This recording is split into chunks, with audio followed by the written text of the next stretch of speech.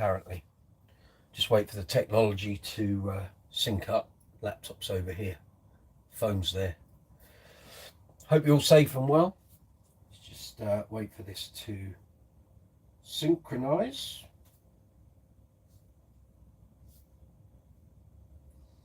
And then we can get going with live chat 61.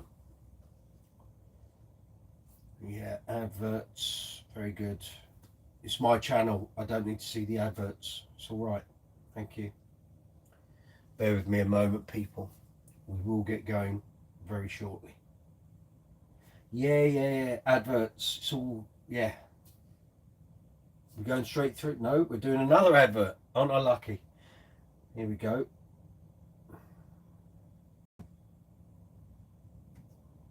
I think that's it.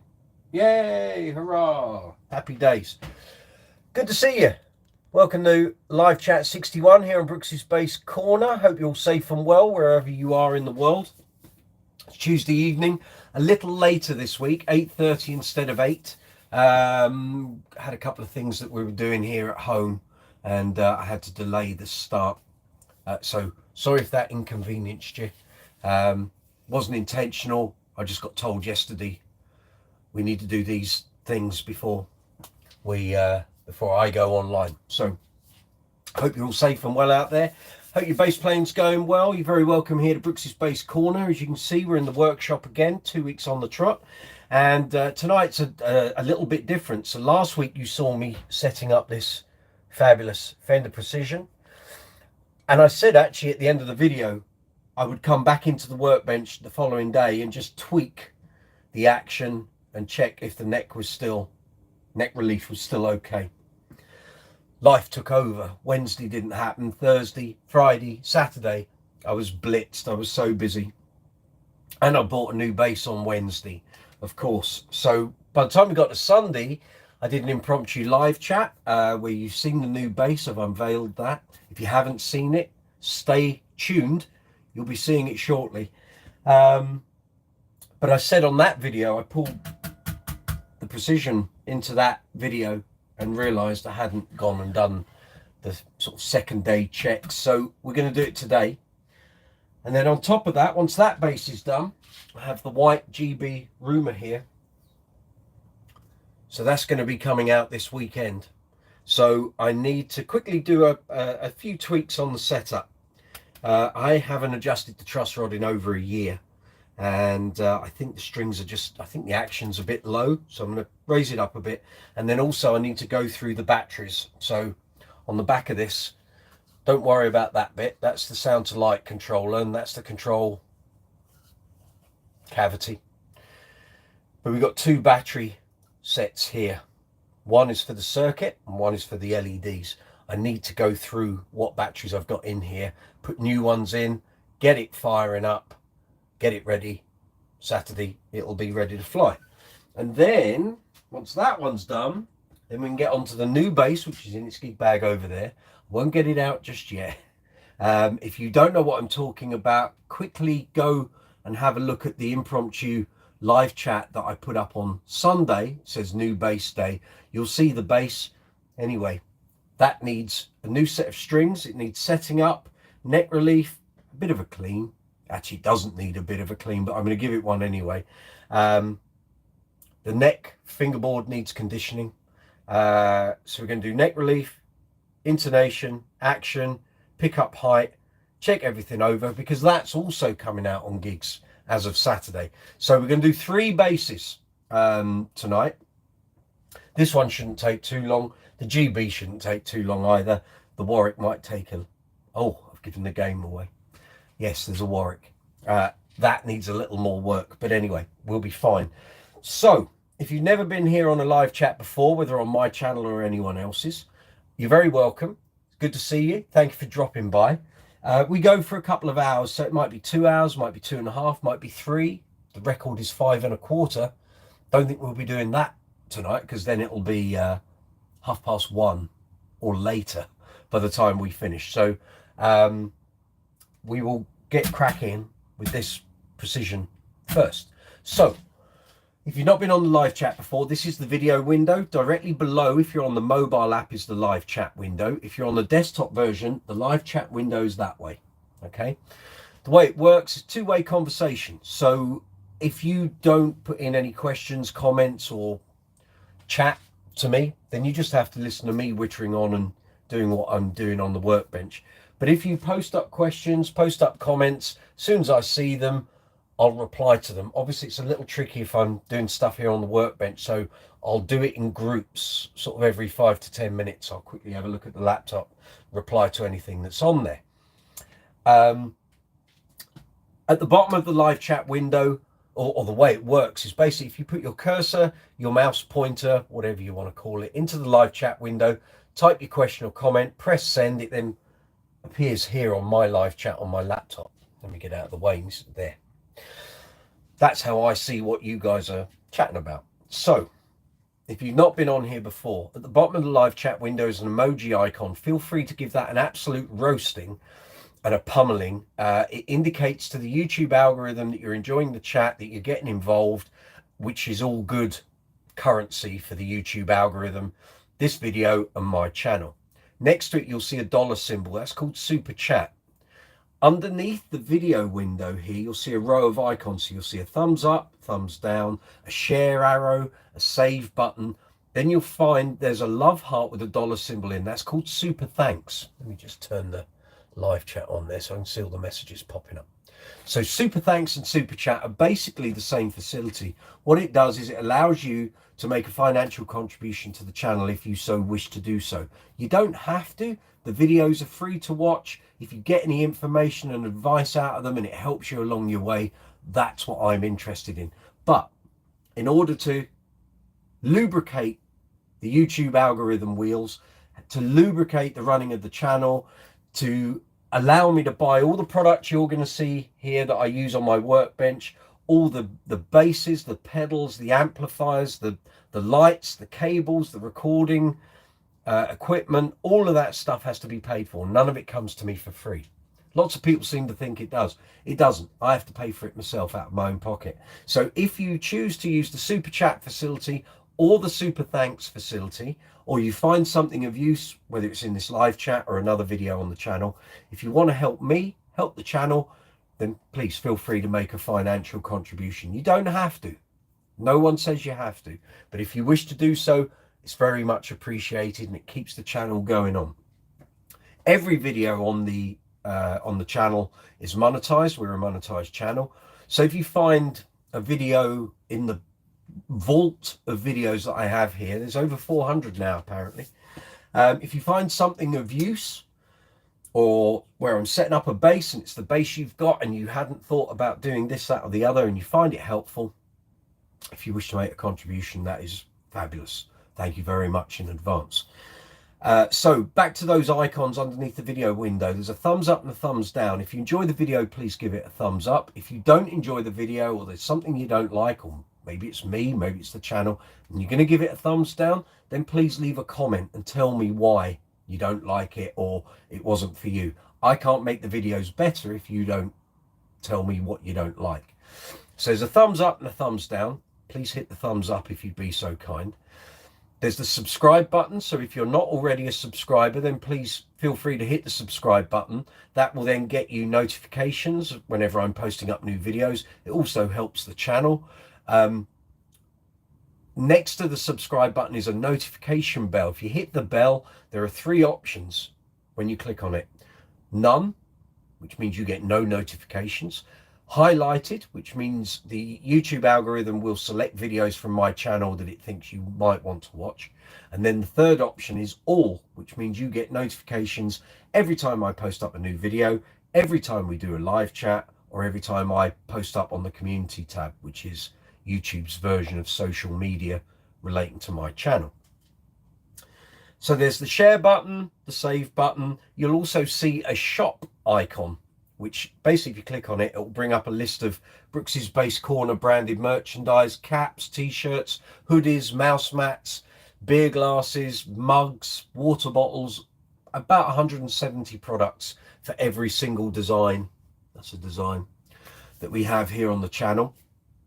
Now, on top of that, if you go into the description box, underneath like the start of the bump that I put here for the live chat, you'll find merchandise links for the UK and Europe store, US worldwide store, and basically from today, right now, up until midnight on Thursday, so today, Tuesday, tomorrow, Wednesday, the day after that, Thursday, at the end of Thursday, so it's active now, there's a 25% discount on all merchandise wherever you are in the world. So it doesn't matter whether you're in the UK, Europe, Outer Mongolia, America, South America, Australia, Japan, China, wherever you are, 25% discount on all merchandise, every product.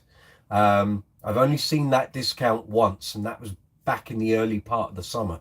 So if you've been thinking about buying some Brooks's Base Corner merchandise and waiting for a big discount, this is the biggest discount. I've never seen a bigger one since we've been doing merchandise at the start of the year.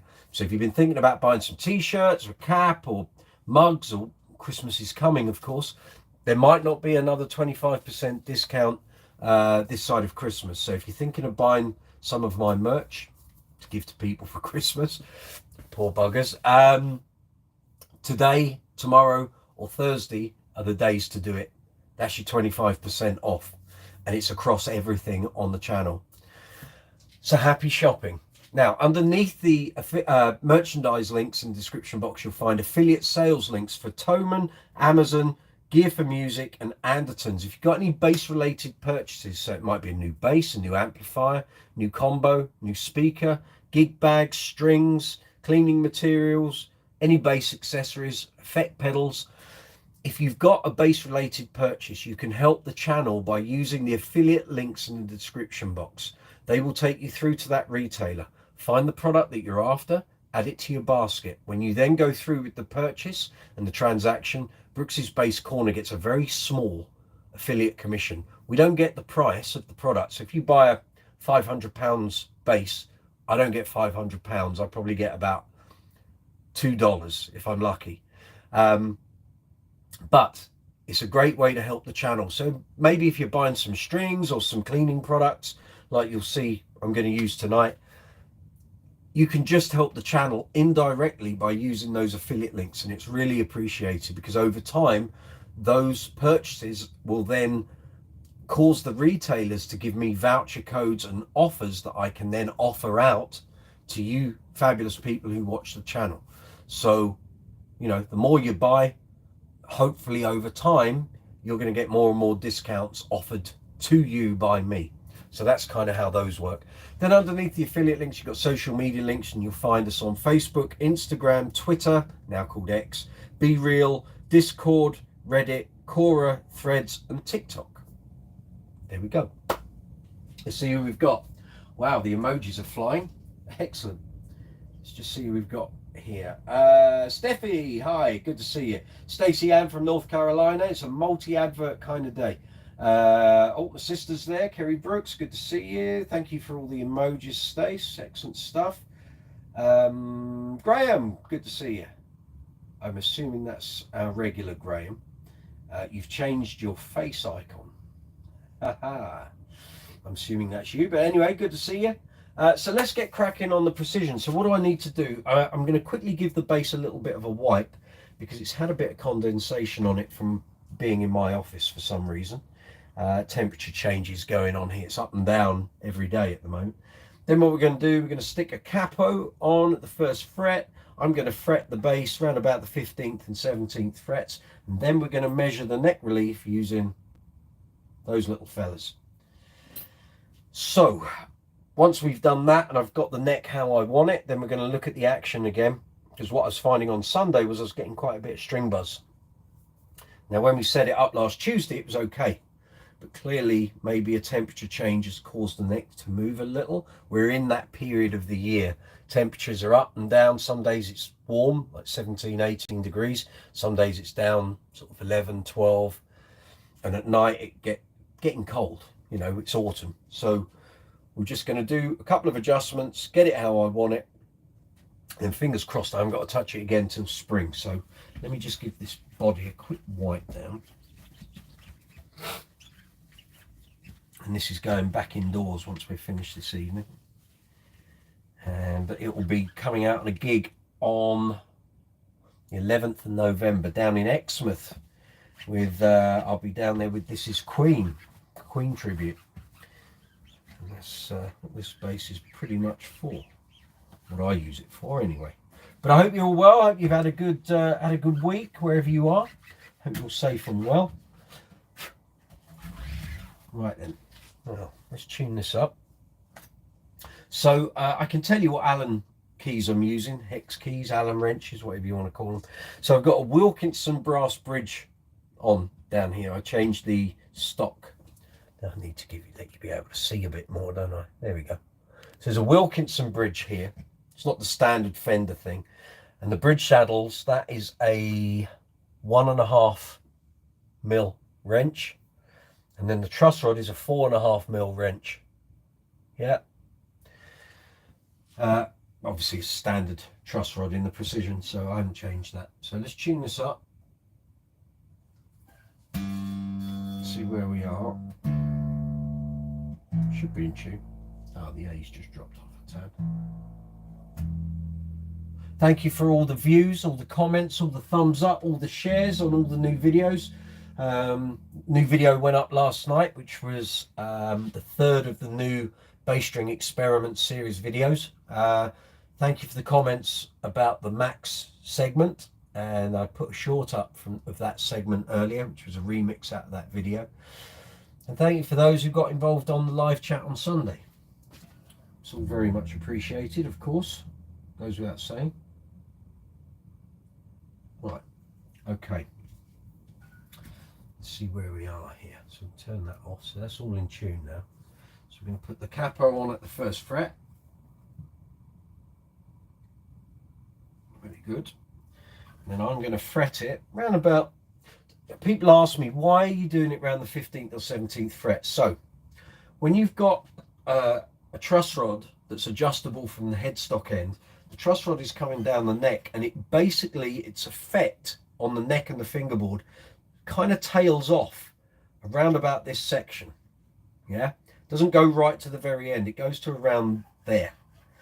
If you have an end of neck truss rod where you have to take the neck off and adjust it, or if it's like a Stingray with an adjustable wrench, the wheel, truss rod wheel at that end, that will stop having an effect around about the G sharp area on the E string, so 3rd or 4th fret usually, in which case you would then you would be fretting down here and then putting the capo on round about up here. So anyway, let's see where we are. So I'm going to go for 17th fret. So normally I like, well, the Fender website says you should have neck relief of around 12 to 14 on these feeler gauges. I kind of like 15, sometimes even a 16. And the reason I do on this bass is because I'm using this to play in a Queen tribute. I get really stuck in. So it's a mixture of fingerstyle playing, pick playing. So you don't want a lot of buzzing. I'm approximating John Deacon and his playing. So he very rarely had a super low action and string buzz. So you don't want it high. You don't want to be working a lot harder than you have to. But I want, if I can get 14, 15 or 16, I'm going to be fairly happy with that. So this was all adjusted last week. So let's see where we are. So I'm going to try it with a 14 first, okay? And you generally test around about the 3rd to 4th fret. So at the moment I can tell there's already a bit of room there.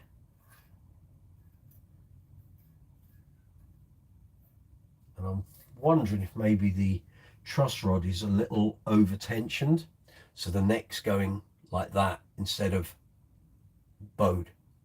If it was bowed, you would tighten the truss rod, but if I've over tightened it, I need to slacken it off just a little. Okay, so this is a 15.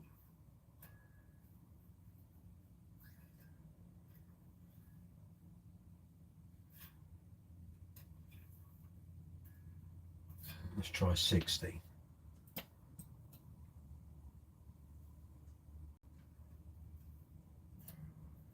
So I already did this last week. I think the truss rod needs a little tighten.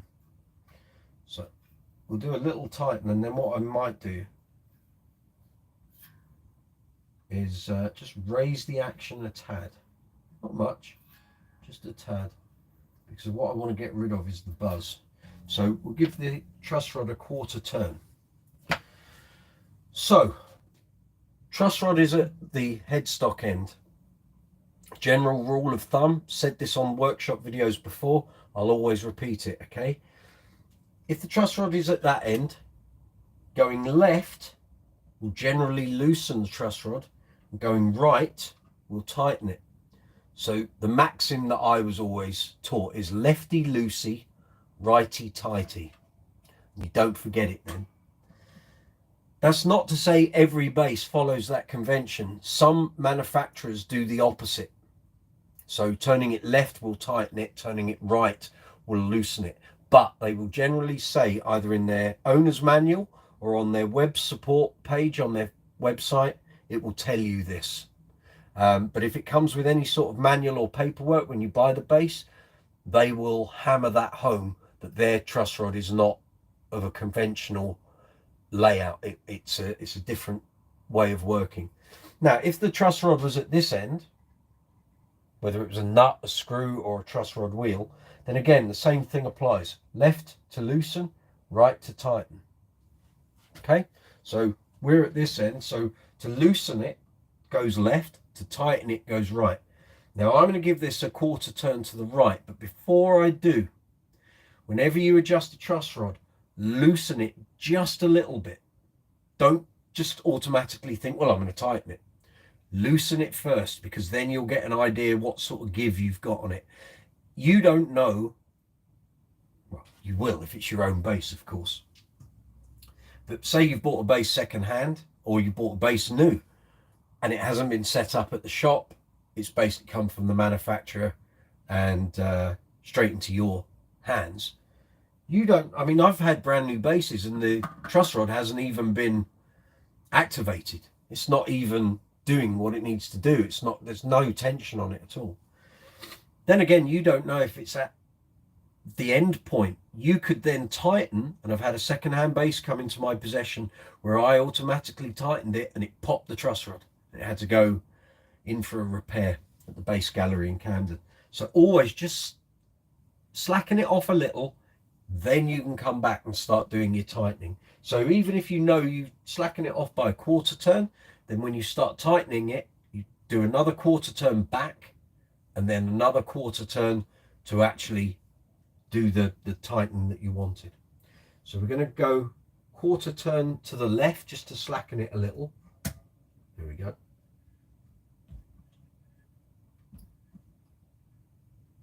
Yeah, that's good. And now what I'm going to do is quarter turn it back and then add on my quarter turn of tension, okay? Now sometimes, depending on the bass strings, you'll need to slacken the middle two strings off a bit so it gives you some room. I'm going to do that. Sometimes you don't have to, but I know through experience with this bass I'm going to need to. So just going to take the tension off the strings a bit. That allows you then to take the strings out of the way. In fact, we'll do a bit more of it.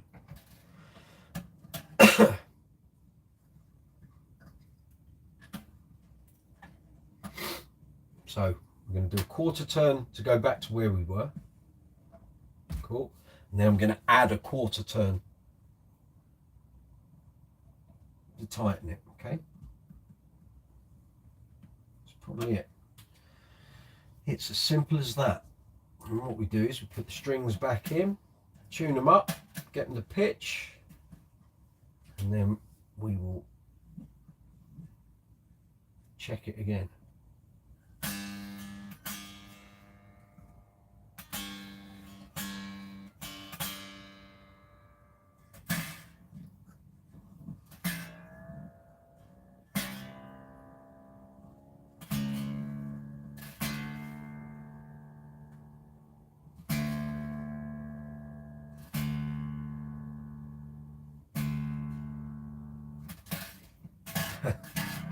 dead old string. There we go.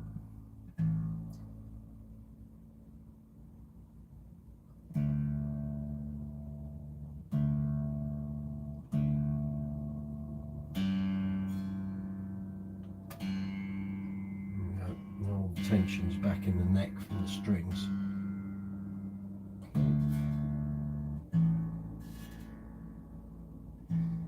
Any time today, these strings are a little over. Cool, right, put the capo back on.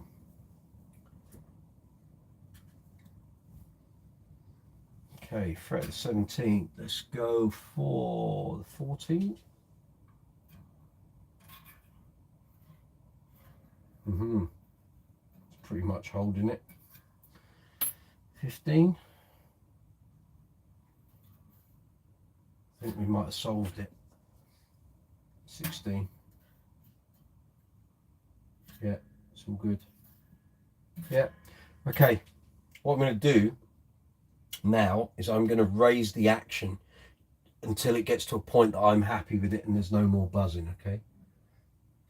So, and what we found on Sunday on the live chat was that it's the A and the D.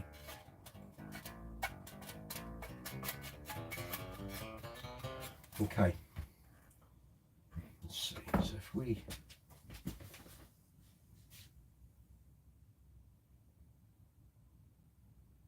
literally, it's going to be minimal turns. So what I'm going to do is give each screw on each saddle a half turn.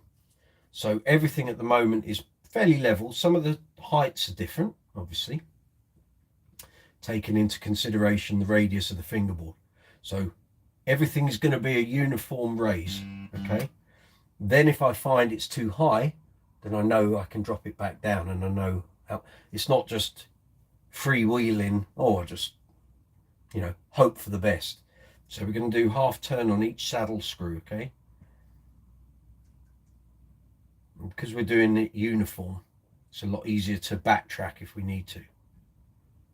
So the A and the D were the main culprits causing the buzzing.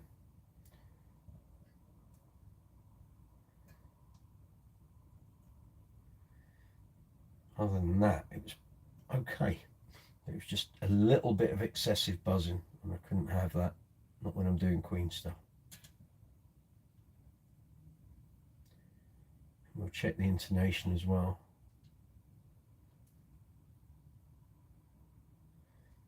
No, right, let's tune that up. See where we are. Come on, girl.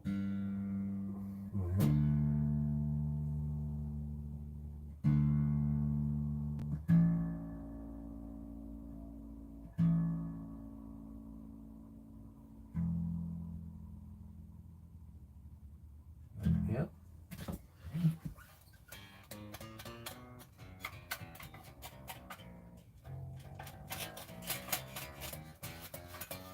Still a bit. Go for another half on each string. So this will be a full turn on each saddle screw.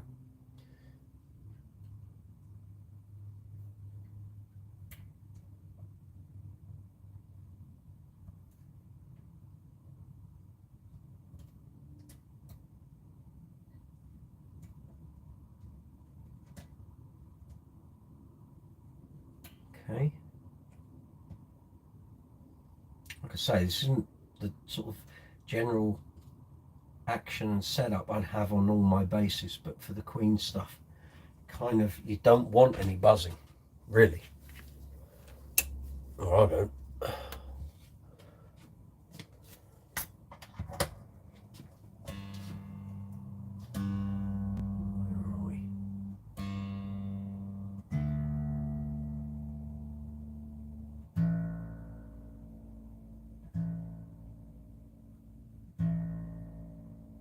No.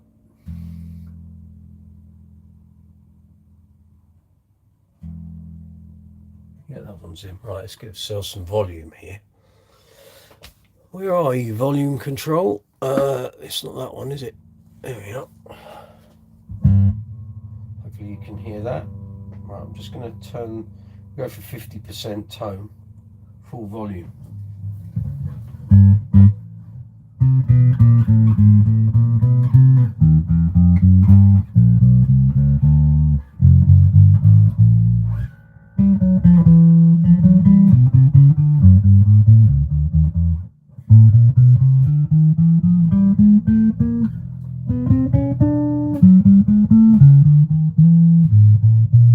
No buzzing.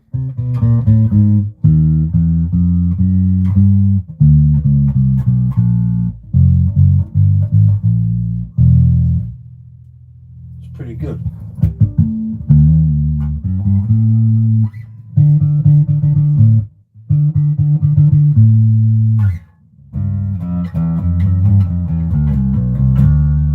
Turn the tone control up.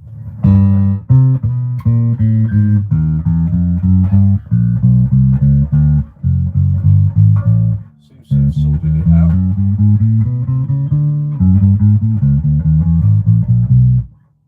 I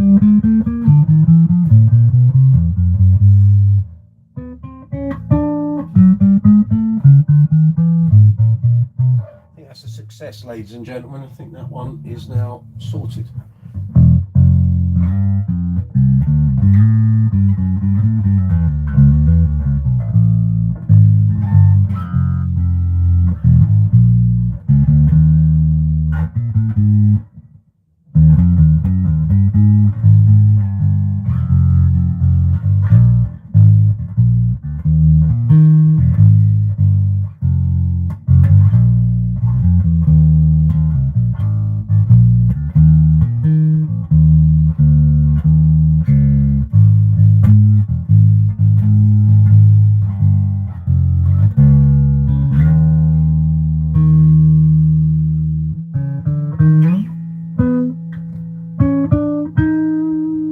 Working. Very good. Done. Excellent. Bass number 1 sorted out. That's what we wanted. I knew that one would be quite quick. So that's super.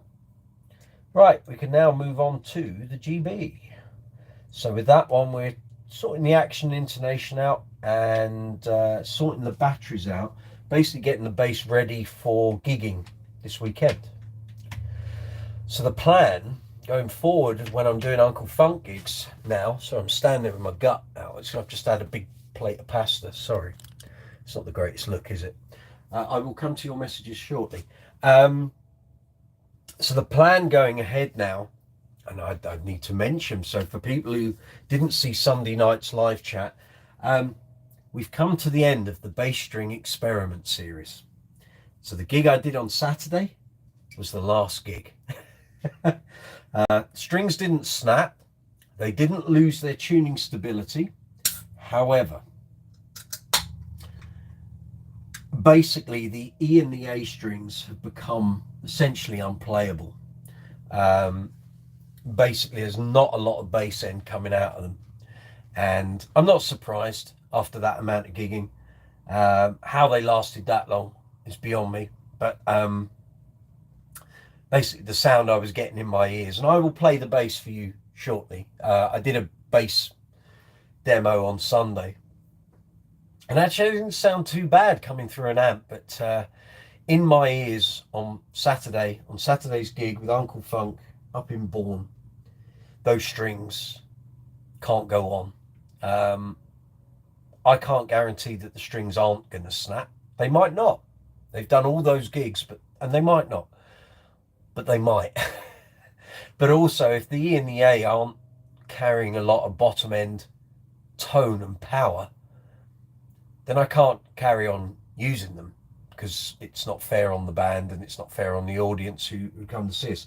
So rather than have a disaster on my hands on a gig where a string might go, or strings plural, I thought it better and prudent as a professional musician to call it a day on those strings. They could carry on, they might do another 20 gigs for all I know, but I just can't I didn't expect them to get this far. And I think it would be a tall order for them to carry on. And then we have like a big accident on a gig, and I don't want to do that. So I thought, quit while these strings are ahead. You know, limit your losses, call it a day. So that bass is done. Its final gig with those strings. Now, if I get time after we've done the setups, I'll bring it in, let you hear it. Otherwise, there's a video already been recorded, which is the final video for that series. Now, as you'll know, I put a video up late last night, and that was for gigs 25 to 29. Well, we've got quite a few videos to go till we get to that final gig that happened last Saturday. So keep watching. I really appreciate all the comments and the likes and the shares and what have you. Keep watching, because there are some great gigs that those strings did over the summer this year. Some very big festivals, and some humorous stuff along the way, of course.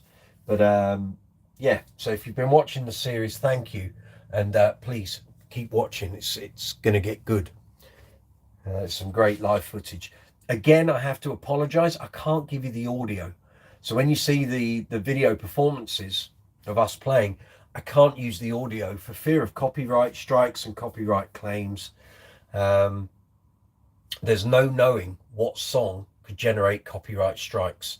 I did one of the, I think I mentioned it last week, the video that I put up 2 weeks ago, which was gigs 15 to 19. I got hit with a copyright claim from Chic because there was music playing in the background on one of the gigs. After the gig, it was just playing in the auditorium, which got picked up on the microphone as I was talking about the gig and the show and the video and the bass and the strings, and got hit with a copyright claim, which I then had to sort out. And I can't, like I say, you don't know what songs could generate a copyright strike. Claims are one thing, strikes are bad. Get 3 strikes, your channel's gone. I can't risk that. So I'm really sorry that you don't get to hear the video with the audio. See who we've got on here. Scott M, good to see you, mate. Hope you're well. Good idea for loosen first. That's the truss rod. Stacy and the strings. Very good. So yeah, how many we've got? We've got 8 watching at the moment. Welcome all. Quite a few thumbs up, so thank you very much. So I'm now going to swap over the Fender, which will now go indoors, back in the rack, ready for November the 11th. And I'll check it on the day. Check that everything's good with it. But that is playing.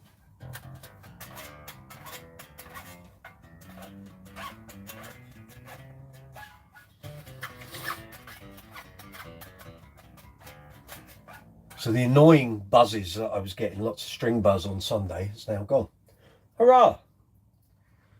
So, GB Rumor 5, my 50th birthday bass. This is the bass with the sound to light system, which you're going to see very shortly.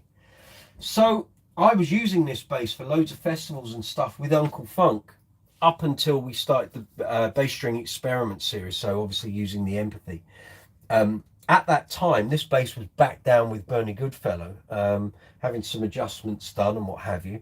But I haven't used it on any gigs since I picked it back up from him in October last year, because I've been using the Empathy for all the Uncle Funk stuff, ABBA and general covers bands. But now, obviously, that bass string experiment series has come to an end.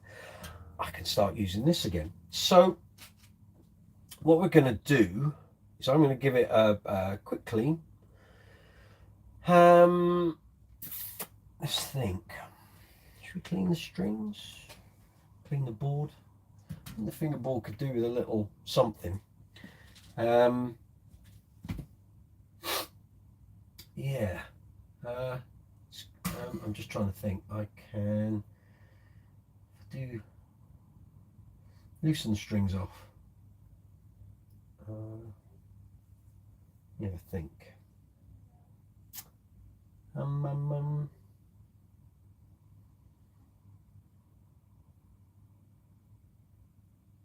Yeah, we could loosen that off, give it a dust over, cleaned up. That's the plan. Right, I need my tubing. rubber tubing. So what we're going to do, loosen the strings off. I'm then going to tie them up with the tubing, pull them out of the way. I can clean the base, lubricate the board, put the strings back on. Then we'll do the relief, action, intonation, pick up height. Then we'll do the batteries. Then we're ready to gig. So for those who don't know, this bass has a sound light system designed by Bernie Goodfellow. Okay, let's just got to lower the tripod here so you can see everything that's going on. So if I turn the volume up before we take the strings off, let me show you the sound to light system. I have featured this in videos before, but anyway, the reason I don't do it when we're doing live chats, because generally you have to be plugged into an amp. It reacts to the sound coming out of the amplifier.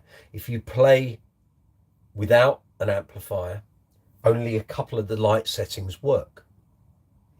So my challenge is going to be at the moment oh, it's already firing up. My challenge at the moment is on the Uncle Funk shows, are these lights going to work if I'm not using an amp, or will they react to the sound coming out of the PA? So pretty much most of the gigs I used this on before I moved over to the Empathy, I did have backline with me. I hadn't fully gone over to IEMs with no backline, but now I have. So let's turn this on, quickly tune it up. It does have batteries in it, very good. Okie doke, let's see what we got. If you've got any questions about the GB, maybe you've never seen one of these before, or you'd like to know a little bit about them, or you'd like to know more about GB guitars, feel free to ask. I have 4 of these lovely basses in my collection. I'm a big advocate of Bernie's work, so if I can help in any way, give some advice or give some info, feel free to ask.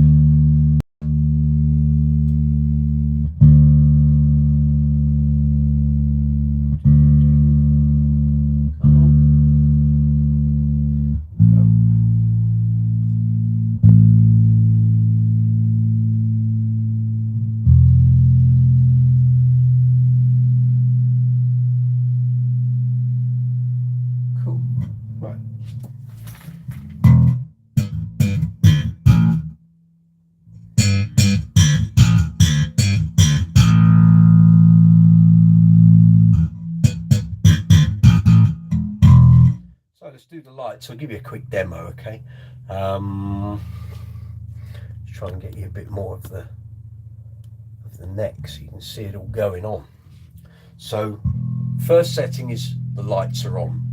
It has 2 sets actually, front and side. So when I start going through the settings, the side ones stay on permanently, but the front facing is the one that reacts to the sound. So those are just on. Then we got this one, which is, so as you, it's like sound graph, as you're playing more. If I just play gently, well, you can't see it.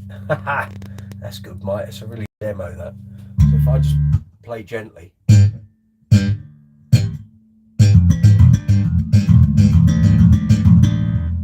that's what that one does. Next one.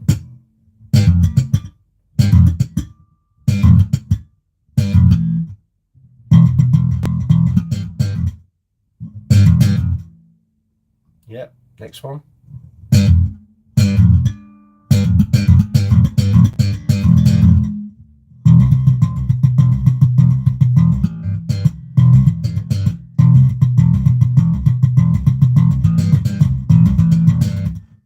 you go.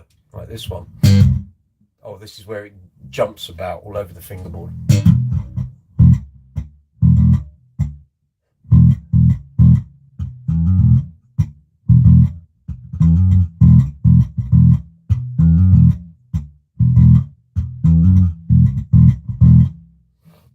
Get that one.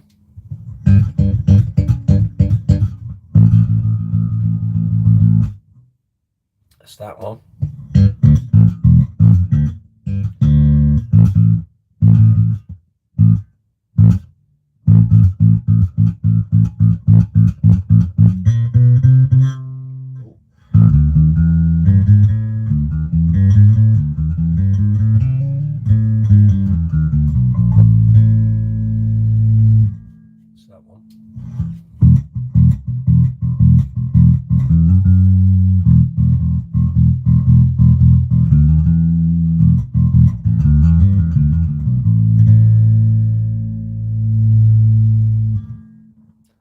next one. Ah, sorry, it's the lead. Don't worry. This is a glowing on and off one, like Christmas lights.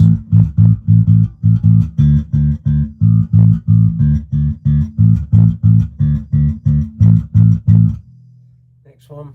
Oh, that's it. So that's all the settings.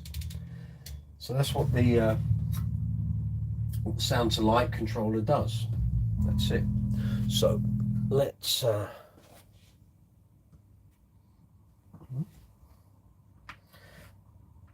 out of there, so it's not draining the battery.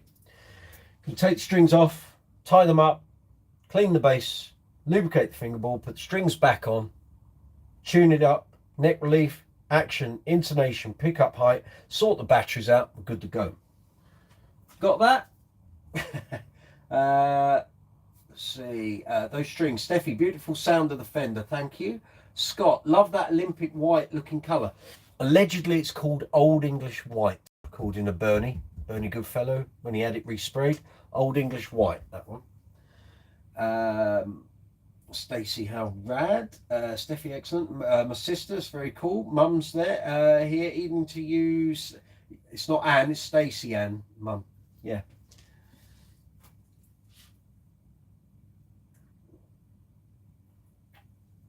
So, right, let's get these strings loosened up and then we can start giving this a clean.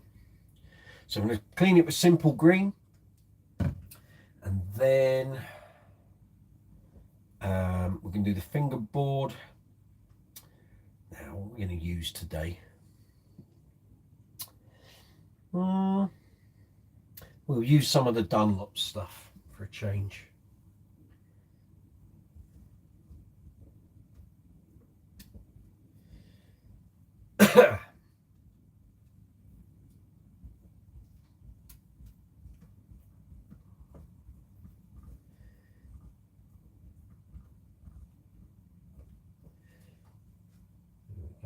So I have to be careful when I reset this up because it's got a hip shot extender on the low E string, which allows you to drop it down to a low D. So when I put the string back on and tighten it up, I've got to make sure that's all fine and well. We're going off that way.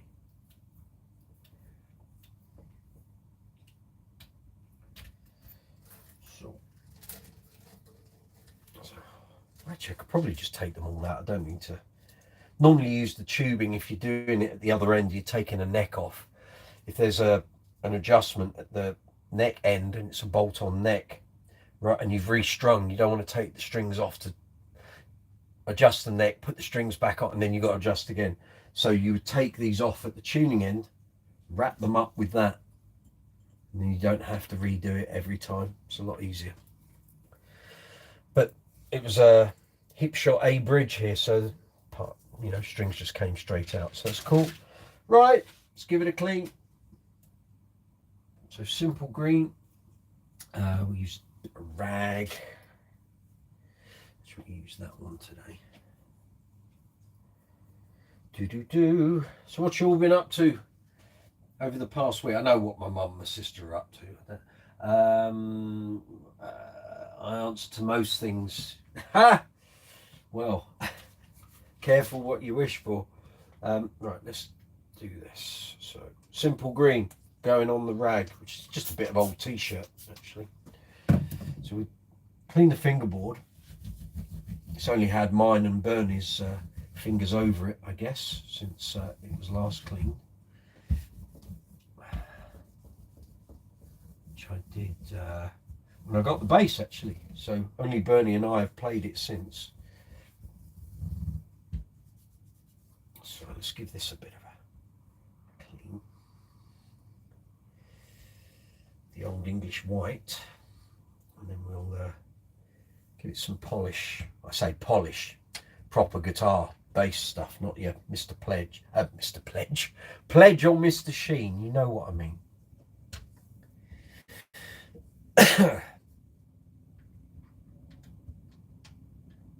So like I say, it's got a bit of a clean when I first got it. So that was May last year, 2022. So I bought this for myself, and family contributed towards it. It was my 50th birthday present last year. So, like I say, it was doing a lot of gigs. And then, because I started doing the bass string experiment series, this kind of took a back seat, and it needed a couple of little things doing to it. So it went back to Bernie. So it came back to me in October last year, but I haven't used it on any gigs since. So that's why we're giving it a bit of a clean up and a bit of fettling, and we'll check the batteries, and then hopefully it'll be ready to fly for Saturday. Second set, Haverhill Arts Centre, sort of Essex, Cambridgeshire way, here in the UK, with Uncle Funk. Uncle Funk's Disco Inferno. So if any of you are watching this, even if it's after the live chat, if you ever want to come to any of the Uncle Funk shows, if you let me know in advance, I have access to guest lists and free tickets and all that kind of thing. So let me know. Keep an eye out on the social media and the live chats, obviously, because I sort of announce where I'm playing. So we'll give the headstock a little bit of a clean up too. This was one of Bernie's old demo basses, and then he kind of retired it from being a demo bass, gave it a bit of an overhaul and a respray, and sorted everything out, and sold it to one of his business partners called Jim. Hello Jim, if you're watching. I don't know if you do. And it was advertised up on Bernie's site as for sale, and when I inquired as to its availability, he went, "Oh no, it's not for sale." I said, "Well, why have you got it on the website up for sale then?" "Oh, well, we didn't think anyone would want to buy it." I said, "Well, why did you list it then?" But anyway, Jim was there, and Bernie asked him, he said, "Do you want to sell it to Mike?" And he went, "Yeah, all right." So it's now one of my basses. Right, there we go. Get the... I don't think the back's particularly dirty. No, it's not. It's very nice in a very sort of spectre-ish way. We've got a nice white gloss on the back of the neck as well.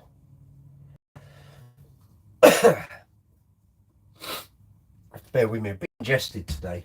It's the change in weather and air. What we got there? David Gill, good to see you, my friend. Hi there, been a while. Picked up a few pedals to go with my new fretless. Really enjoying the world of fretless. Excellent, David. What pedals did you buy?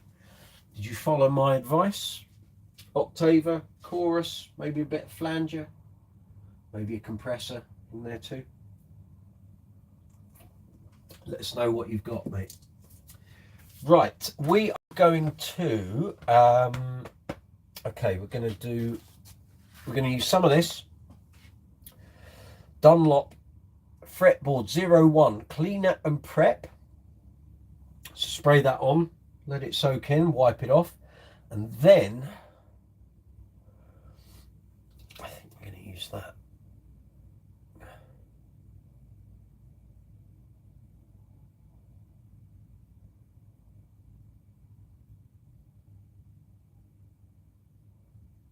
That's actually gloss finish, so we won't be using that, will we?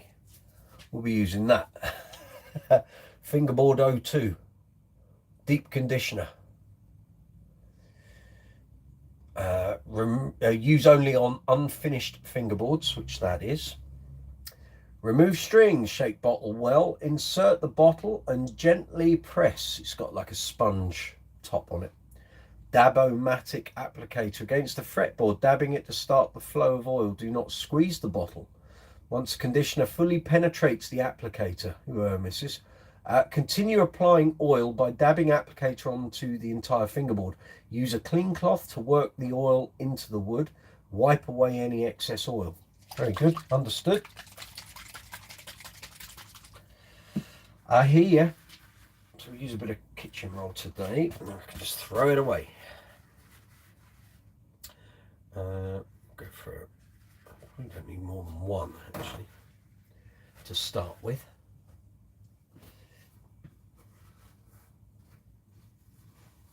So cleaned it with Simple Green already, just to get the general grime off. Like I say, I did use it on a few gigs before it went down to Burnley for adjustments, so it would have had a load of gig sort of gig grot.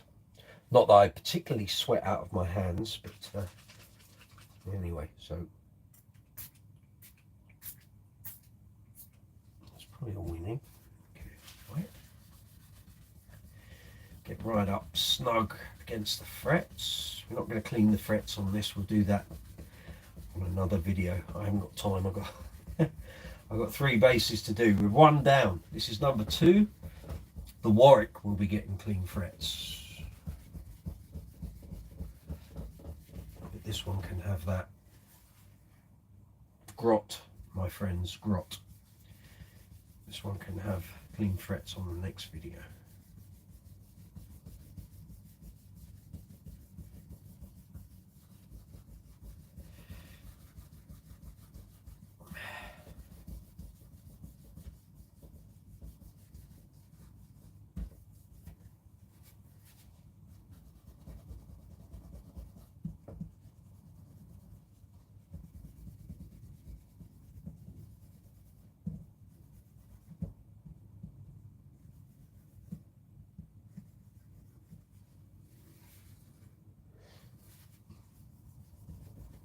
It's my muck. It's not so bad. Maybe a bit of burnies on there, but it's all right. Poor old bugger.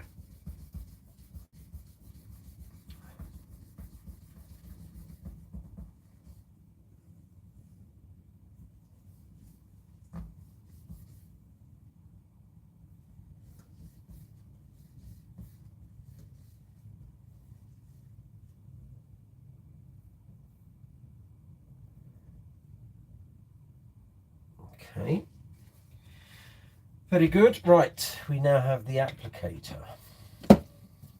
So this is Dunlop Fingerboard 02, that stuff. Deep conditioner. So it has like an applicator on the top. I'm losing track. Mum, haha, should have been evening all, sorry Stacey Ann. And then Stacey says, David Gill, my neighbour to the south, how have you been enjoying these cooler days? We sure needed them. David Gill, you bought an MXR Bass Chorus Deluxe, very nice, and an MXR Phase 95, super. How are you getting on with those, David? Stacey, no worries at all. She's talking to my mum. The weather is the best. Excellent. Right, let's see how we go here.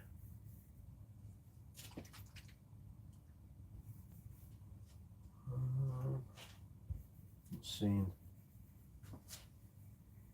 It's soaking through.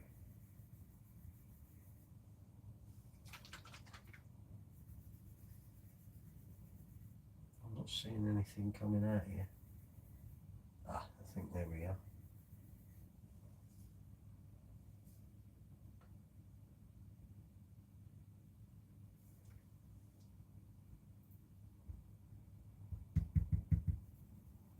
Well, it could be. So I haven't used this in a while. I'm not seeing. Here we go. Try not to be heavy-handed. You need to see what I'm doing. So let me tilt you down. There we go. So it has like a sponge. The idea is you're not meant to squeeze the bottle, but just rubbing it on should do it. But I'm not feeling anything coming through at the moment. I think maybe this pad is a bit super thick.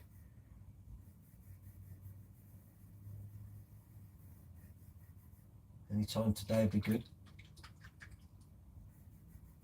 If it doesn't work, I've got another one in the cupboard. Come on.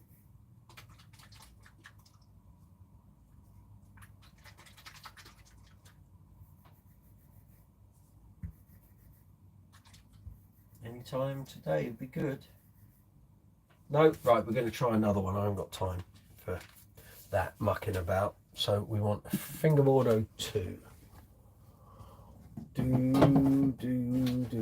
it in here? might be, or it might not be. No, it's not in there. I know where it is. It's in my box in my office. Okay, for quick and easiness, forget that. We're going to use one of those instead.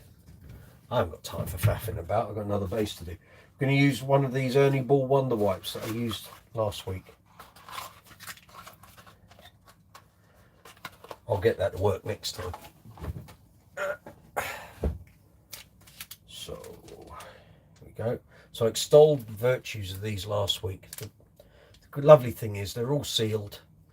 You use them, you bin them. Simple as that. Ernie Ball Wonder Wipes Fretboard Conditioner.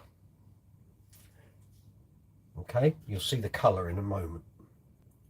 So we've cleaned the base with Simple Green, cleaned the fingerboard. We just used the Dunlop Fingerboard 01 Cleaner and Prep. Now we're going to use a fingerboard conditioner.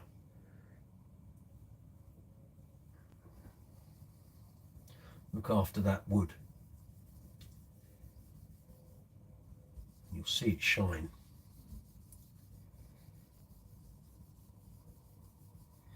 It's all good. I'm doing that. Any messages there? David Gill added just the right flavours I was hearing in my head. Excellent. Well done, mate. Stacey, man, I'll say. Are you talking about me or the pedals, Stacey? I enjoyed doing the same work on my Ibanez and Sire. Good. Excellent.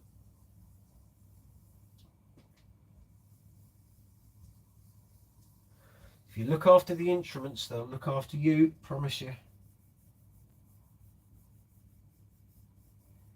If you don't look after your fingerboards, they can crack, they'll have all sorts of grot and rubbish. They get mouldy as well. When you see like a rosewood board and it's got like sort of light green lines in the grain, that's mould in the board. You can clean it out doing stuff like this, but don't let it get that way in the first place, you know, would be my advice. How about that? You see that? That should look a lot more orange than it did a minute ago. That looking not bad, eh? Bernie knows how to get a good bit of timber, that's for sure.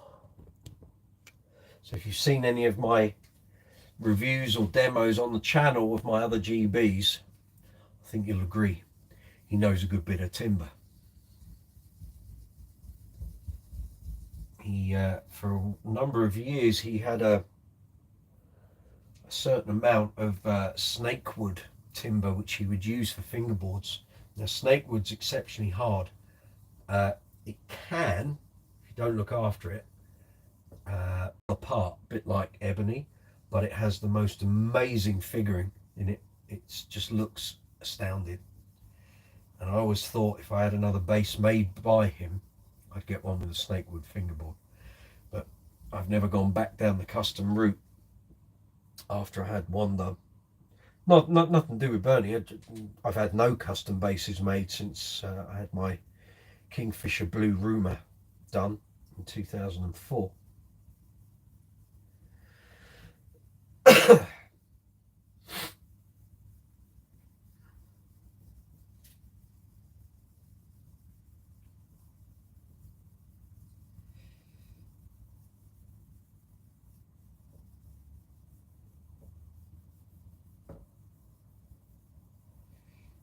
Not bad.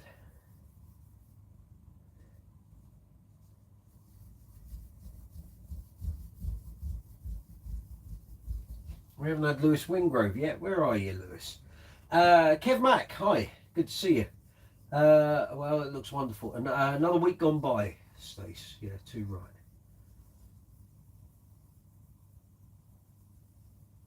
Yeah, Stacey with an EY. Yeah. So, there we go. Not too dirty, actually, because I cleaned most of the rubbish off, but you can still see some colour on it. So there we go. So now I'll just give it a very gentle wipe down. So just going to use up that bit of kitchen roll. So that was the first run. So here we go, it's all clean. Okay.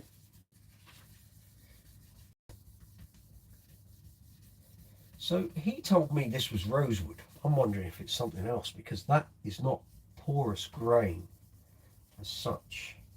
It is in places, but I wonder if it might be something else, you know. I'll check with him when I see him. I'm convinced he's told me it was rosewood. And in fact, the spec on the site when I bought it said it was. So maybe it's a very select piece of rosewood. It's not like a piece of rosewood you'd get on a fender, that's for sure.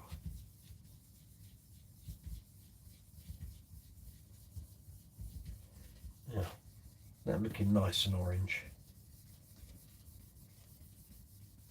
This bass has a sound quite unlike the other 3 GBs I've got.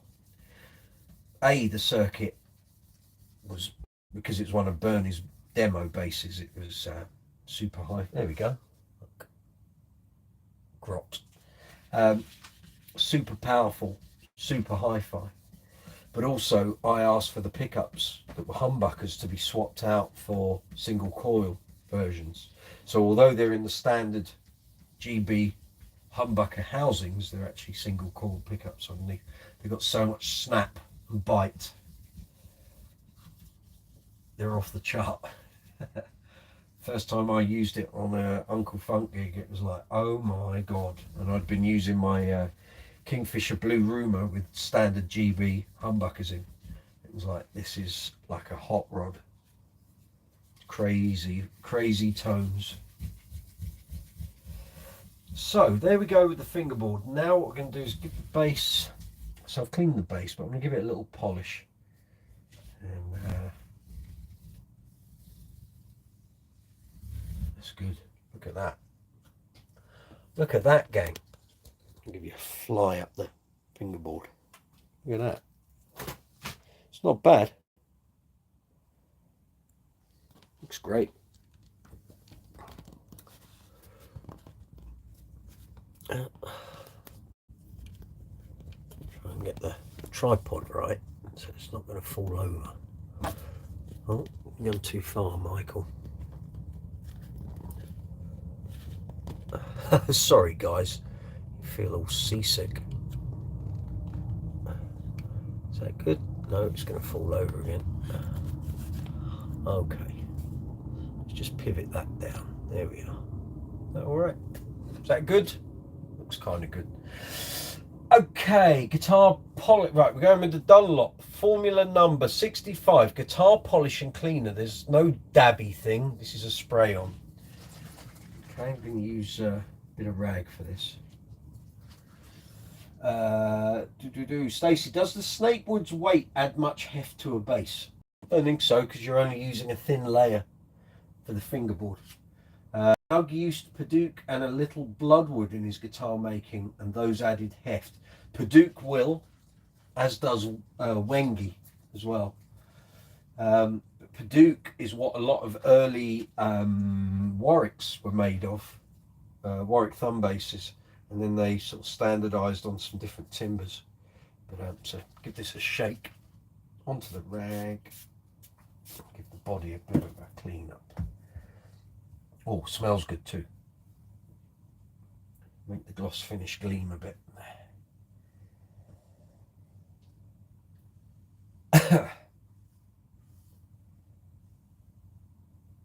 So this does have a scratch plate.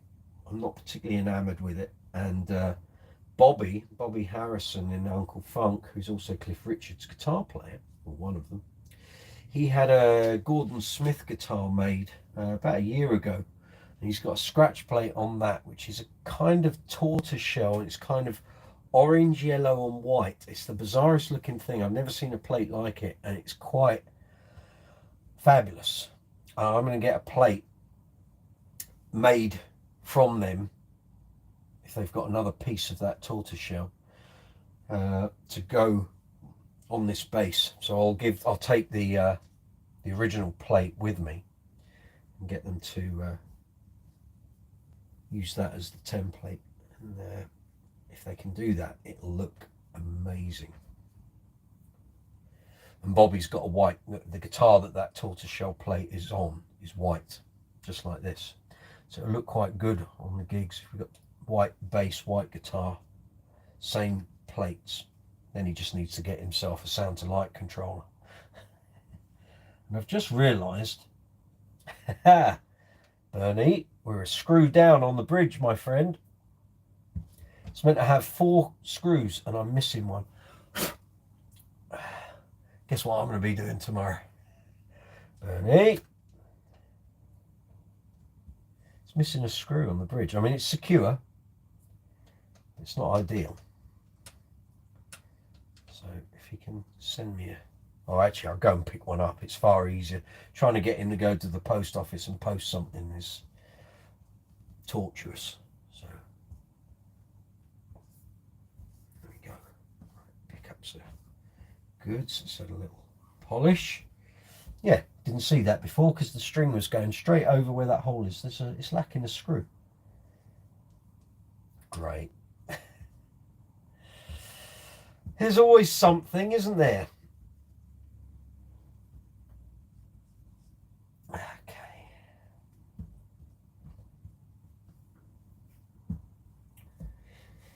Okay. Very good.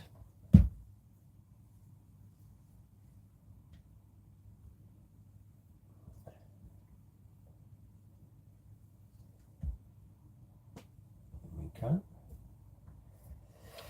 Right. Okay.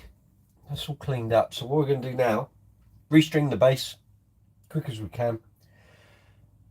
Do the relief, do the action, do the intonation, do the pickup height. Got to get to this Warwick, and that's going to take a little while to do. And I don't want to be going late tonight. So let's have a look here. Now, the reason I'm using these strings is they were only put on new when I got the bass, and they haven't really done too many shows, and they're still quite fabulous. So rotor sounds, but I think they're rotos, not my standard swing bass affairs. So let's see. Right, it's going like that and that. Okay. So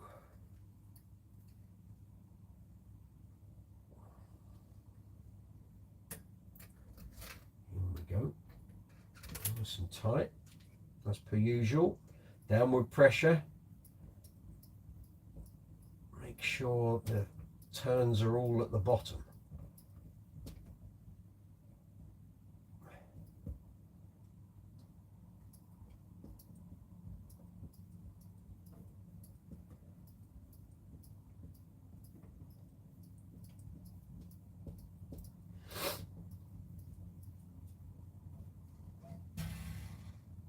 Lovely.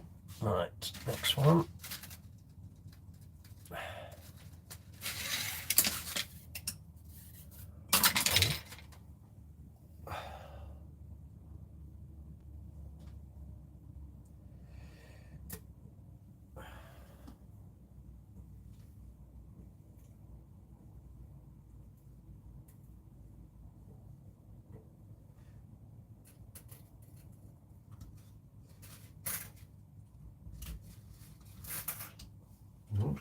That's good.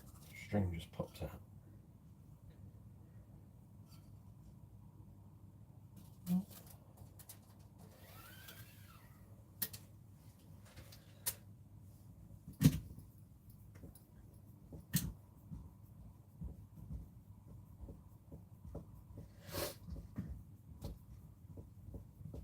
I'm going as quick as I can. So don't forget, Brooks's Bass Corner merchandise, 25% off today, tomorrow, Thursday. At the end of Thursday, that discount ends. So if you were thinking of buying some Brooks's Bass Corner merchandise, maybe a t-shirt, cap, hoodie, mugs, beer glasses, a million different products, go in the description box below.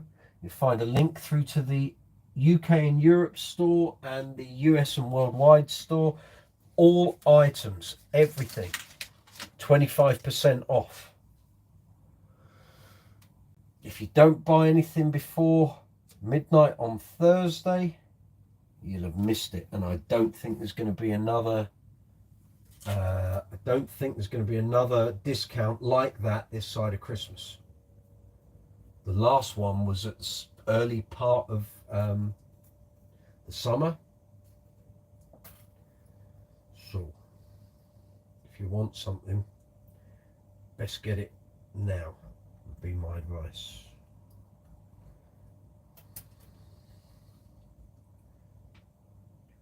Wrong way, Michael. That's the one.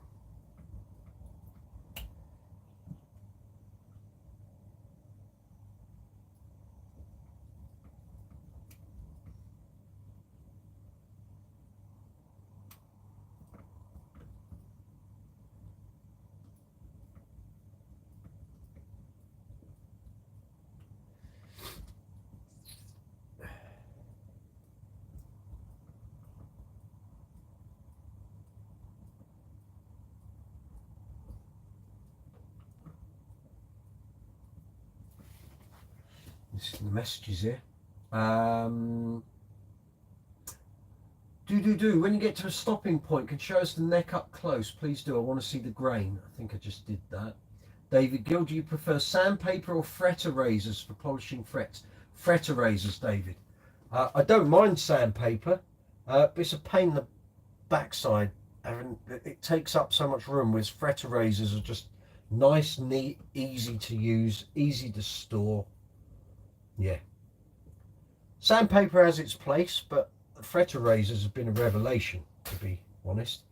And once I've used fret erasers, I like to use that Never Dull for polishing them up, making them gleam. It works really well as being great for brass hardware as well. We want to turn that upside down, don't we? Right. So these are 40-100 gauge rotos. I think they're in a yellow packet. I don't know why he put these on. Probably because they were the cheaper end of the Rotosound range. He knows I like Rotosound. He knows I like steel strings. So what's he put on? Roto nickels. But anyway, they sound okay. And like I say, they did a few gigs before we got involved in the bass string experiment series, which meant I was using the Status Empathy. But they've still got probably easily a good 10 to 20 gigs in them. So we'll use them up, and then when either a string snaps or the tone goes, I will swap them over and we'll start using some Rotosound swing bass, steels, of course. Okay, tuna. And I'm not talking fish either. Okay.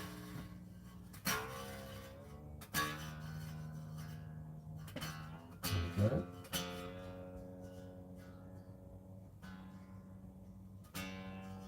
Come on. There we go.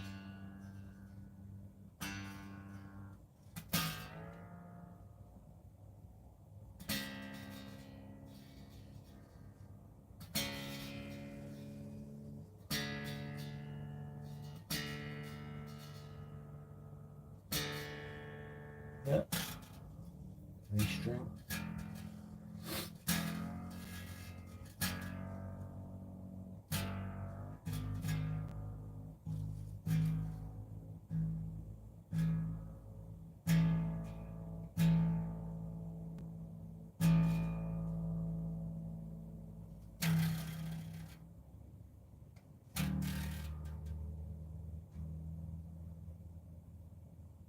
Okay.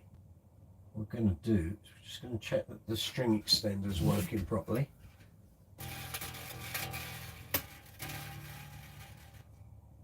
It's close, it's not right, is it?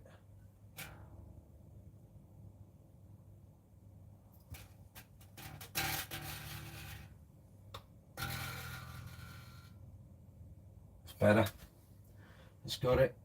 Okay, I won't worry about stretching them in because they've done gigs and stuff already. So we want to do neck relief. So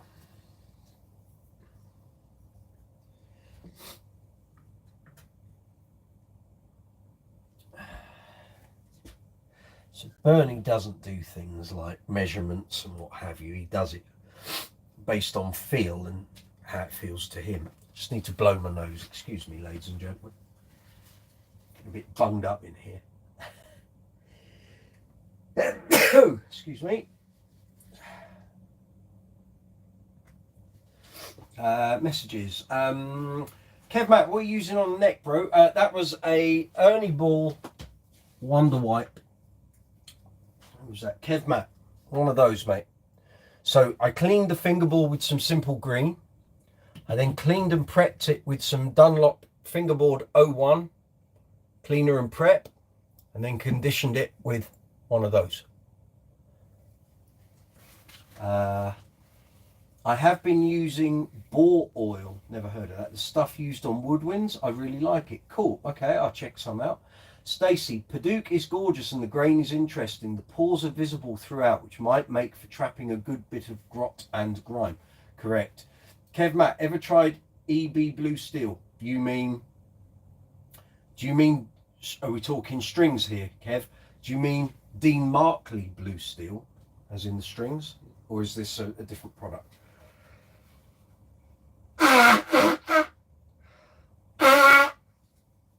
Coming through.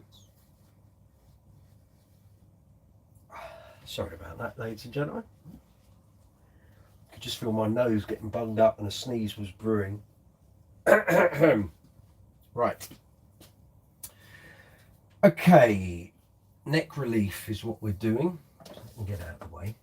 Okay, so we're going to fret at around the 17th.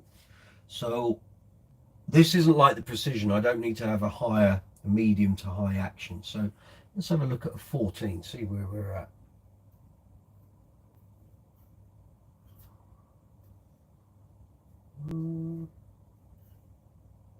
It's close.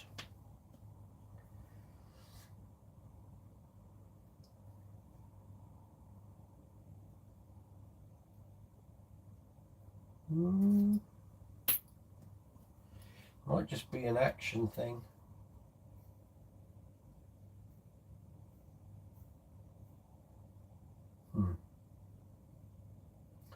My thing with this bass is I had it set kind of low when I first got it.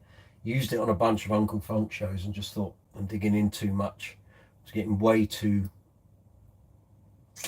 what's the word? A lot of fret noise.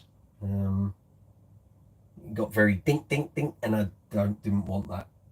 So when this next has a string change, I might go up a gauge, which is going to involve some adjustments, but I think that can do with a little truss rod tweak, and I think it's going to be a 4. I think it's a 4. I've got a set of Bernie, no, it's a 4.5 then. 4.5, Michael. I've got a set of Bernie truss rods indoors in my gig bag, but I'm not going in to get them now. There we go. Right, so just loosen it off a tad. Okay. Now, actually, I wonder if that might be a 5.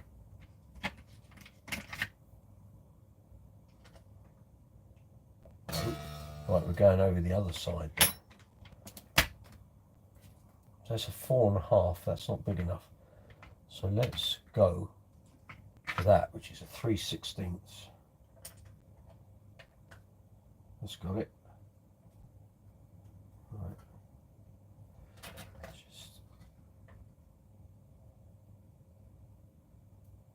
Just a little turn. And then we'll go for a half turn.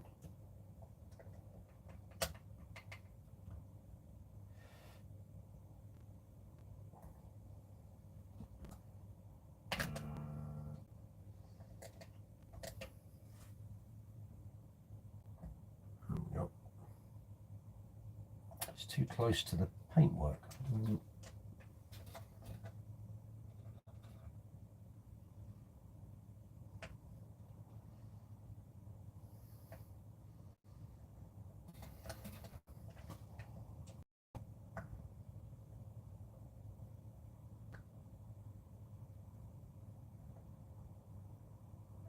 Feels like it's right I need to come.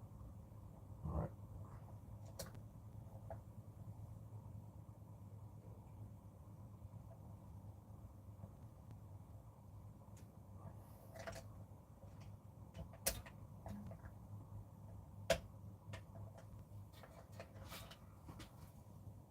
Oh, I see. You're right down there, aren't you?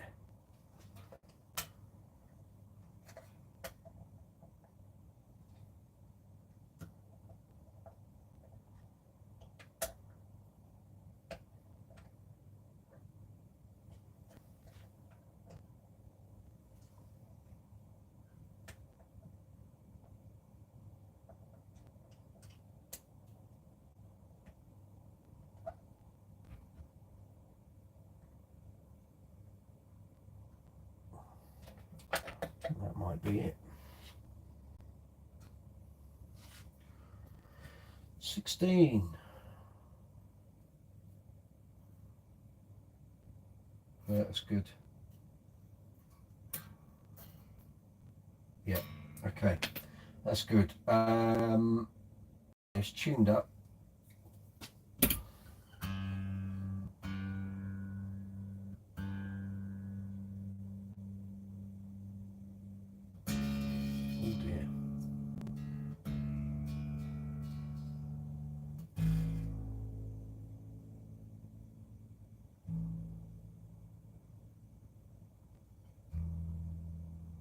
Okay, yeah, that's all good.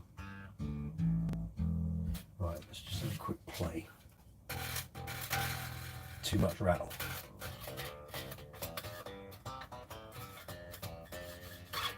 D strings doing this buzzy thing again. I am going to raise the action up a bit. So let's see what we need here. Is it going to be a 2? Is it going to be a 1.5, or is it something else entirely? It's hip shot, so it shouldn't be anything too funky. 1.5 maybe. It's got locking screws as well, I think. So I think he's loosened them off. I haven't made any adjustments since, so let's do a half turn. We'll do that across all the saddles, so we know where we are. And I'll lock it all in place.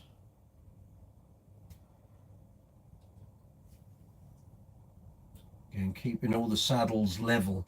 You want them level, not like this or that. Pickups, yes, to a degree. Not saddles. You wouldn't drive your car on one side. Hate it when I see saddles like that. Keep them level and then just go up and down.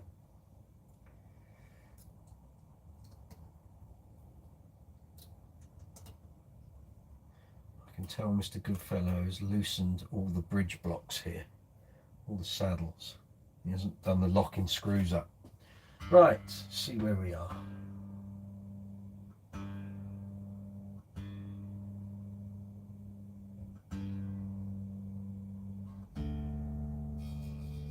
Still getting string noise.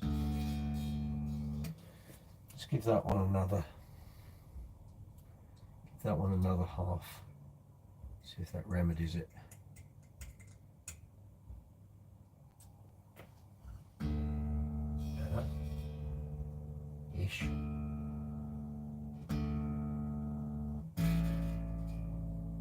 That one's still got it as well. So I think there's a very slight camber on this board. Not a lot.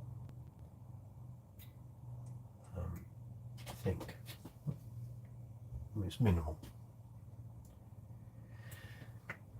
It's better.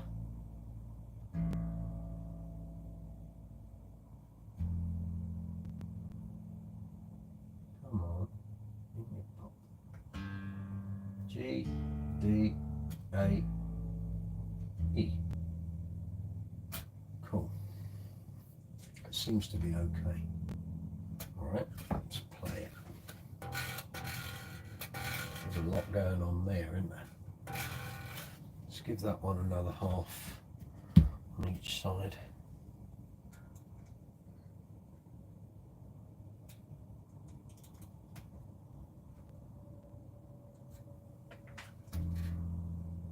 Oh, too much, man.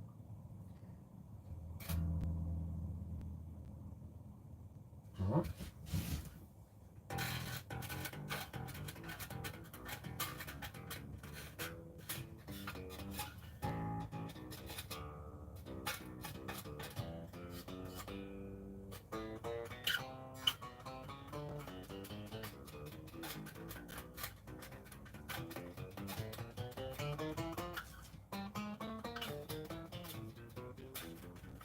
It's all good.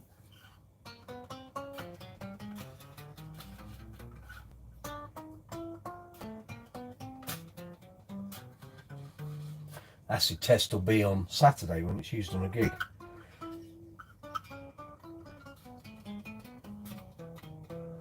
What I might do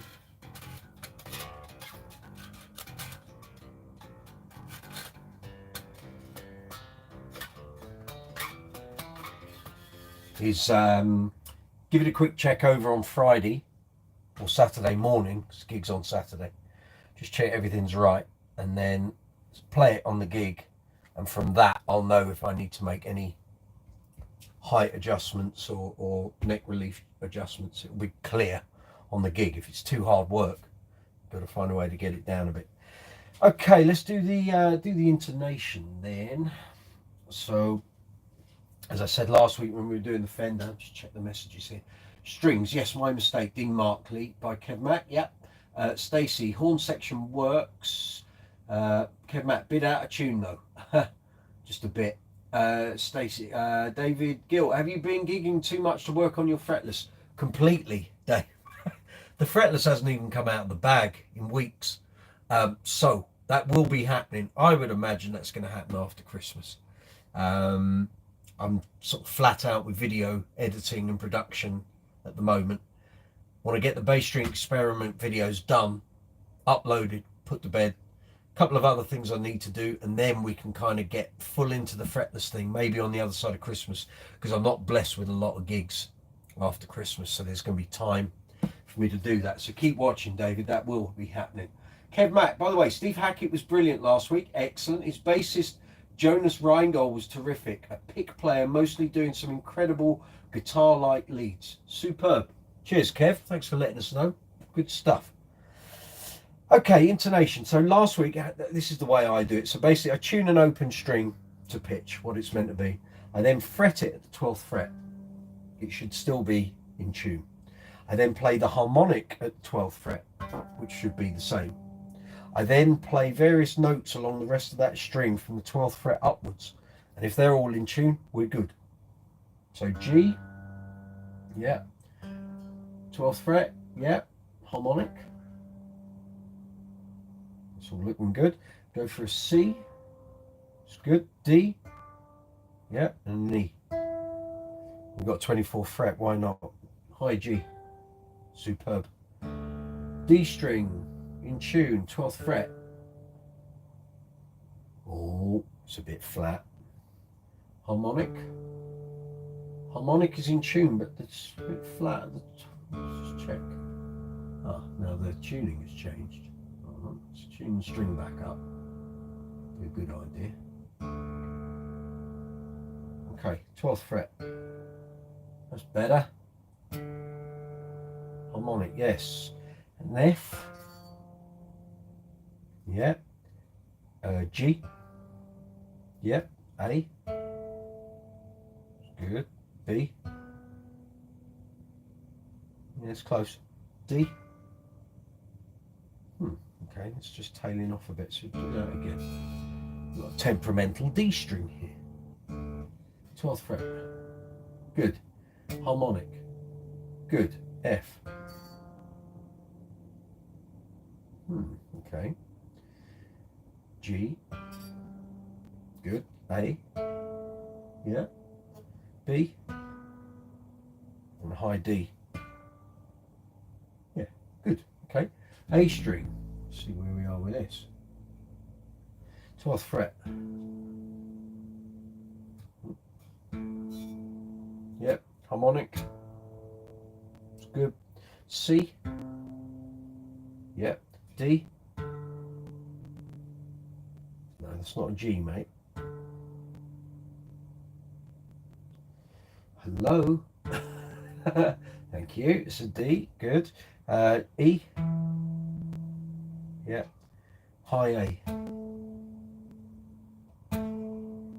Yeah. Okay. E string.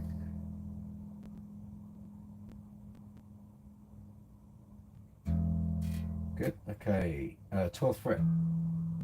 Good. Harmonic. It's good. G. A.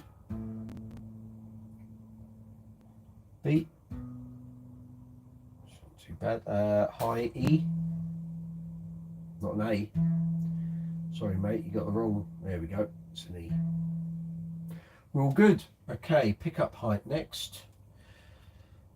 So, actually, before I remember, or before I forget, let's lock these saddles in place.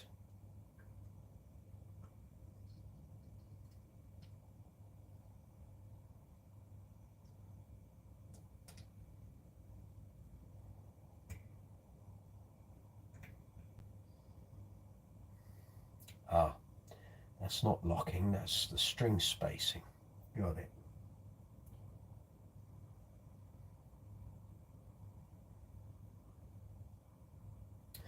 Okay, I think the locking, ah, it's there, isn't it?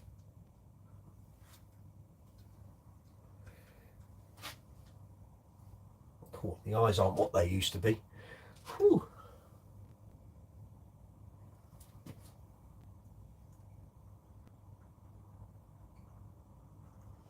Okay, that's all good. Thought there was a lock on the side, but there isn't. Very good. Okay, pickup height then. So, the old pickup measuring doodah here. Millimeters, there we go. So, again, Bernie doesn't have measurements for this. You just got to wing it, but we'll go roughly for about 2.5 to 2.6 on the low E, 2 to 2.3 on the G. Patrick Sweeney, good to see you. Evening, Mike. Everyone, sorry late to the party. You're okay, Pat? No problem. Doing 3 basses in the workshop this week. Yes, we are. Okay, so we're going from the bottom of the string to the top of the pickup, right?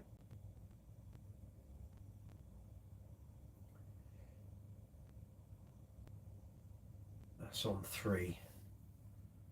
What's that on?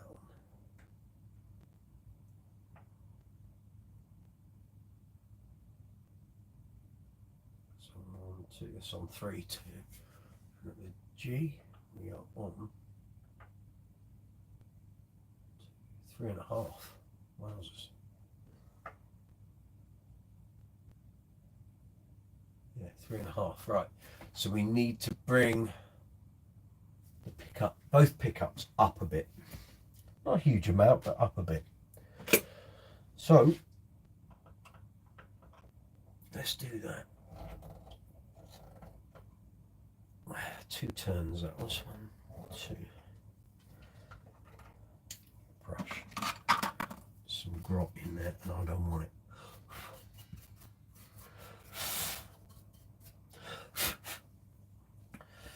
Okay.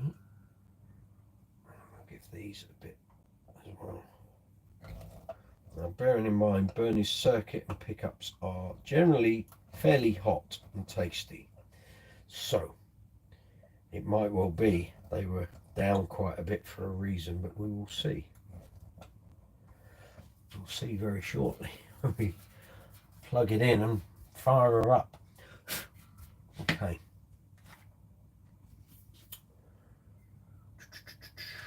Okay. That's better. It's 2.5.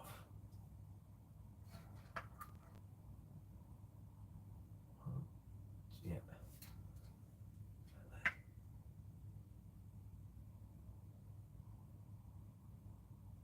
Yep. Then the G, where are we looking? About 2.25.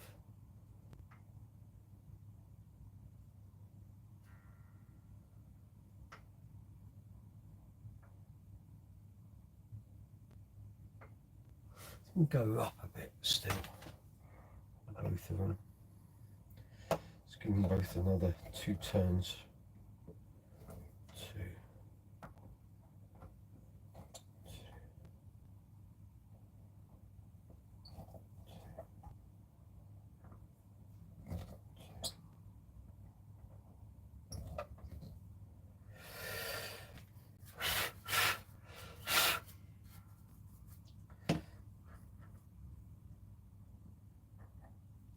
better.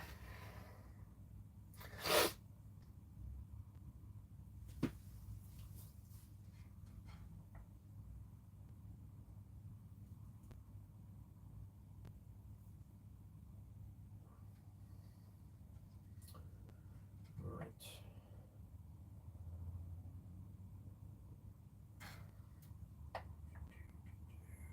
That's more like it. Yeah, 2.5 there. I think these are looking at 2. Yeah. Yep. Okay, again, they might need a little adjustment after the gig on Saturday, but again, I won't know until I've done the gig. If they're too hot, then I can just drop them down, it's no big deal. If you're wondering what I'm doing now, it's just securing it so it's solid rather than flapping about with loose screws. So I'm not pushing the pickup down, it's just winding the, because when I've loosened the pickup, I've pulled the pickup up, so then you screw the screw back down just to hold that pickup in place. Underneath it is foam to give it some solidity, so you haven't got like a floating pickup, which, believe me, is no fun. So, and you don't want screw heads above the pickup really, otherwise you end up breaking nails and all sorts. It's really not a lot of fun. So that's good, that's good. Yeah. Okay, gonna plug it in, test it, and if that's all good, goodness me, nearly 10:15, then we'll get onto the Warwick. So just tune her up one last time, once more with feeling, of course.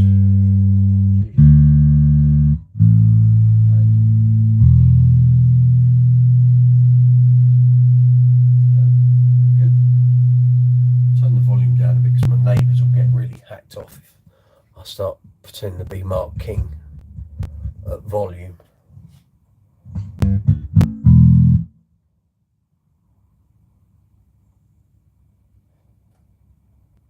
Flat EQ. Here we go.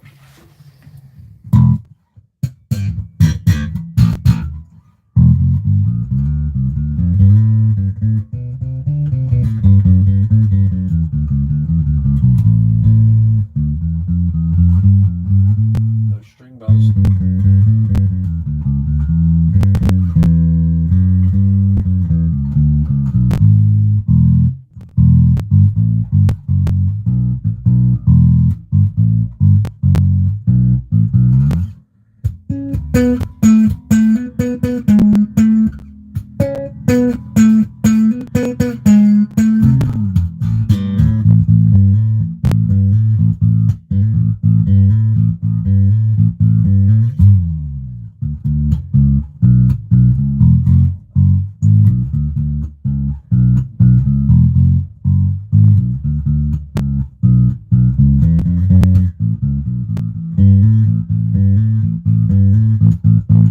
Working. Right, we've got to do batteries. So let me just turn the volume off. So playability, string height, intonation, pickup height, clean, it's all done. So now we're looking at the batteries. So I can't remember, I did. See, I'm a clever dick now and again. So on my Kingfisher Blue GB Rumour, the pair of batteries for the LEDs I marked up with pencil. I don't think you can see it on, there you go.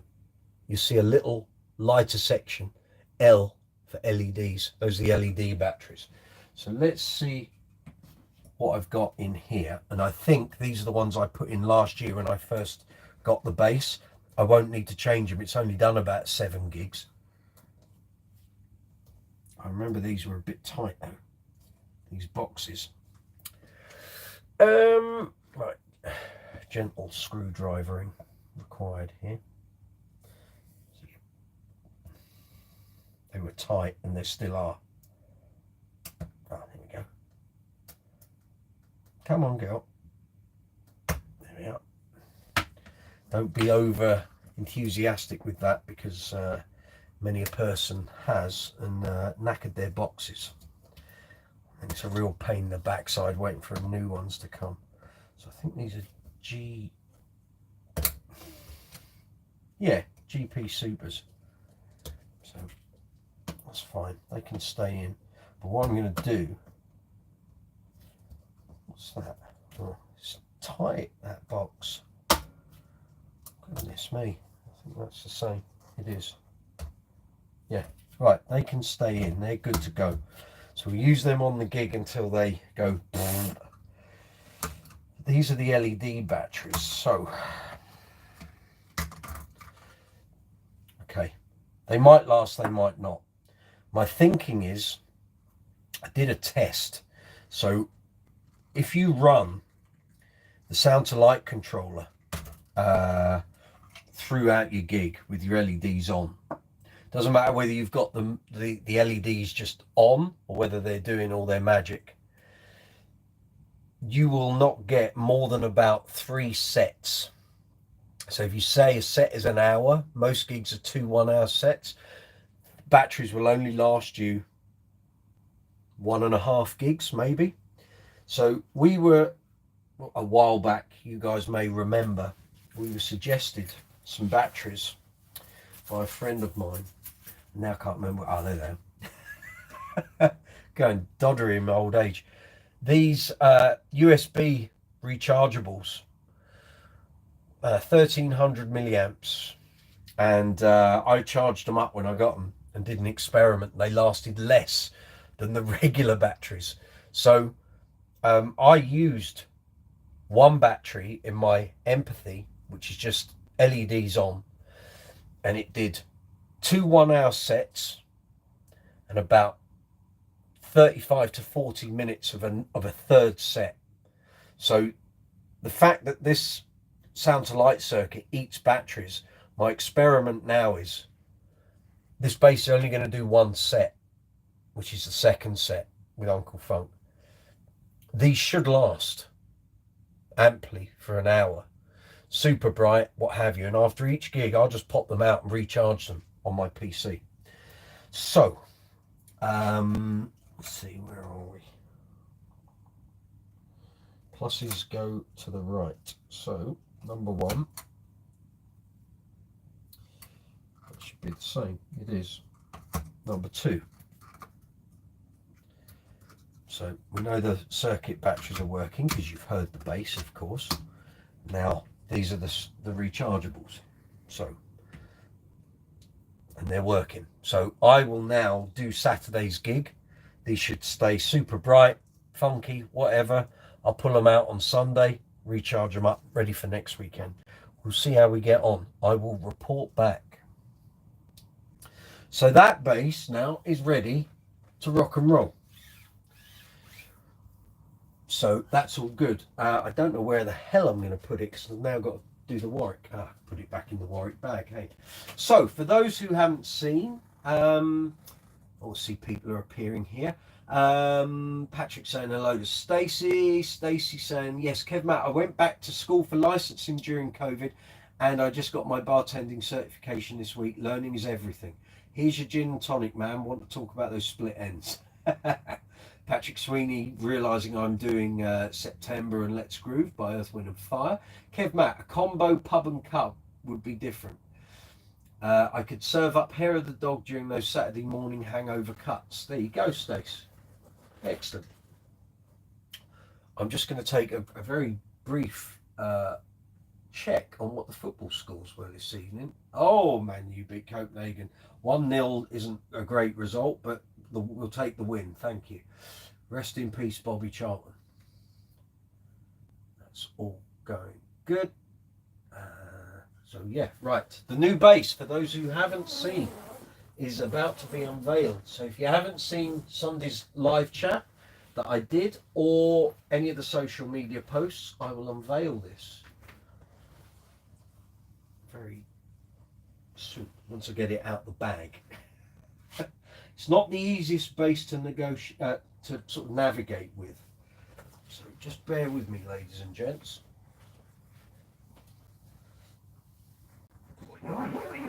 So that's the precision done, the GB done. We're going to do the next bass, which is a Warwick. And this is where I'm going to catch those who haven't seen it right out. So, how do you like that? We have a Warwick Bootsy Collins Star Bass. Yes, indeed. Now, some of you may be going, what the hell has he bought that for? So, quite a few months ago, probably 8-9 months ago, Kev Seabass, who hasn't appeared here yet, but he was on the other night, suggested to me there was one going for sale on Facebook. And his suggestion was, you should really get that bass because it would work out great for you in Uncle Funk. And I was like, yeah, he's right. So anyway, someone was selling one on Facebook. But the unfortunate thing is, even though the price was quite good, the body had been routed in a couple of places on the back for extra strap buttons, and he'd moved the strap buttons because of the neck dive. But also the headstock, whether it was this owner or another owner, had completely battered the ends of the stars on the headstock. So they weren't pointy ends anymore. They were like a bit blunt. And I thought, do you know what? It's a bit of a mess. And I kept watching it. Anyway, about a week or two ago, the guy dropped the price again. And I was like, now I'm interested. And within a couple of hours of him doing that, this came in part exchange at Bass Brothers here in the UK. Will at Bass Brothers, evening Will, contacted him. Actually, no, I think I contacted him. He posted it up on Instagram, but it hadn't gone up for sale in the shop. And I said, I could really use that. So anyway, I went to check it out last week, and as you can see, I bought it. So it's now going to be my main bass for Uncle Funk on outdoor shows, because the LEDs, if you're outdoors, unless it's night time, aren't really going to be of much use, really. So I'm going to use it on outdoor shows, and it will be the first set bass with Uncle Funk. So yeah, so I've been playing it a bit at home, used it at sound check on Saturday. We'll give it a quick clean up, a quick go over, clean the fingerboard, new strings, check the battery, set it up, good to go. So let's crack on with it. I'm going to take the strap and the rubber washers. Have to use rubber washers because the strap points on the back, there's 3 of them, will just skewer you. There's one there, one here, one there. So rubber washers it is. I'm going to do a battery as well, so we can whiz through this, hopefully in less than an hour, and see where we are. So yeah, that'll take your eye out. Letting the Bootsy on the headstock, of course.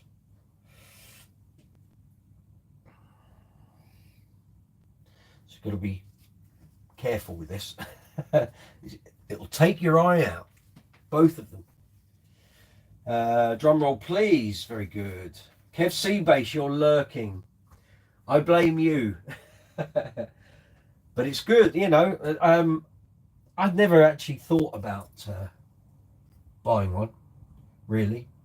And for Uncle Funk, it's perfect. I mean, the visual is what it's all about. I've never been an enormous Warwick fan, but I have a good appreciation for their instruments, and Lord knows I've nearly bought one on several occasions, various Warwick models, but for some reason either got beaten, pipped at the post, if it was an online auction, or prices just went too high and I dropped out. I was like, no, can't afford that. But yeah, here we are, my first proper purchase of a Warwick bass. Second hand, but immaculate. The guy who had it before me traded this in and a number of other instruments for a Stanley Clark Alembic. So he's clearly got a thing for smaller bodies and headstock balance and neck dive. But yeah, but it'll be great for Uncle Funk, as I say. So There we go. So like I say, I used it for a bit of sound check on Saturday. It sounded okay. I could tell the strings are a bit knackered, and the low E was farting a bit, which means it's just been played to death. It was a bit squelchy over the pickup, so we'll put some new ones on. We're going to go with 4000 rotor sound, swing bass, see how we go. I was going to use a heavier gauge, but we'll see. It feels quite long neck wise, so I'm thinking 4000s won't feel baggy, and we'll get a good tone. And if I think it needs to go up, then next time we have a string change, that tune is a bit slack. Okay, A and G strings tuners are a bit slack. If you're enjoying the video, please feel free to hit the subscribe button, hit the notification bell, and please, if you'd be kind enough, give the video a thumbs up. I appreciate it. The YouTube algorithm appreciates it. Someone just did it as I said it. Thank you very much. Really appreciate it. Patrick Sweeney, it would be dangerous standing next to you on stage with that bass mic. Yeah, they all the band were advised, give me room. I didn't use it on the gig on Saturday. Oh, the nuts just lifted itself out. That's good. Oh no, I see. Right.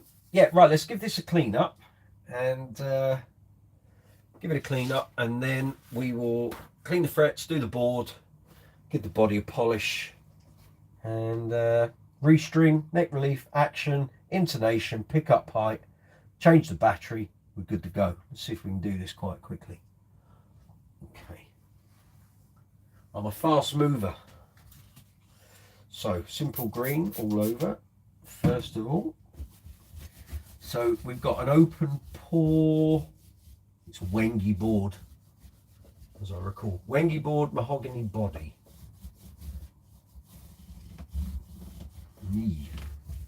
There's some stuff in that grain, that's for sure.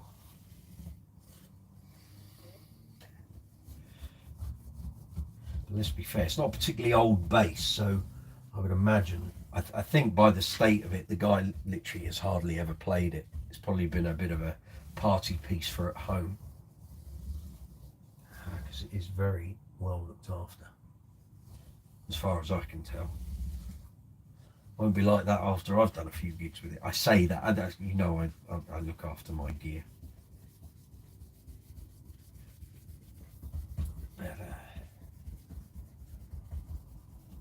Sometimes things just get damaged in the heat of battle. Right, that's good. Right, let's give the body a go.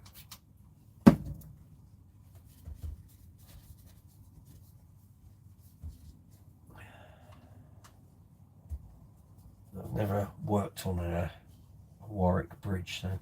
Oh, I've noticed the first little... I don't know if that's a ding or what. It's like a crease in the lacquer. Maybe it has had a ding or two. I didn't notice that before. Oh well, it's okay. Doesn't matter. The bass is going to get used. It's going to earn its money.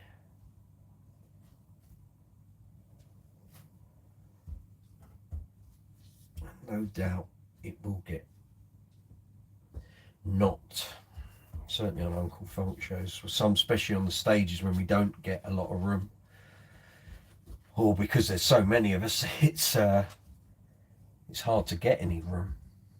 But we'll see.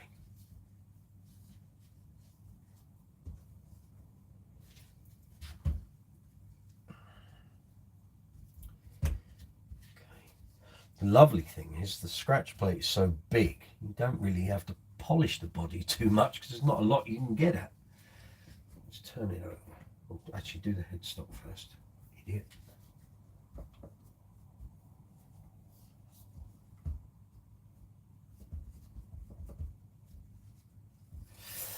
Very good.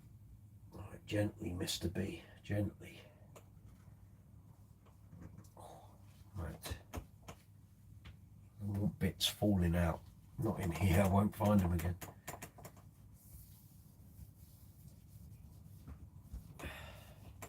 you can, yes, you can see what I'm doing.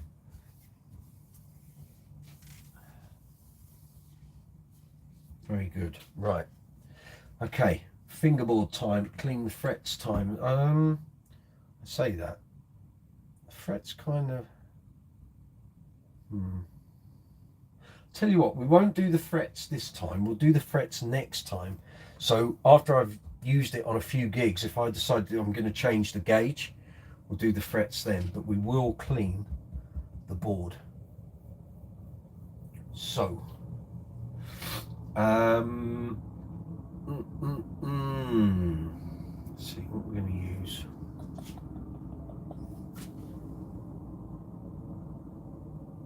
I think we're going to use some of that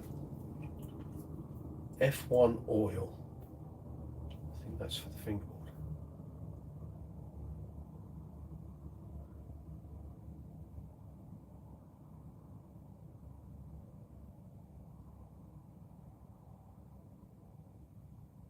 Okay, yeah, we're going to go for some of this. I haven't used this for a while, so we'll... Right, directions. Shake the bottle. Put a small amount directly... So let me show you, sorry. Music Nomad. F1 oil. It's good stuff. Love my Music Nomad products. I've got lots.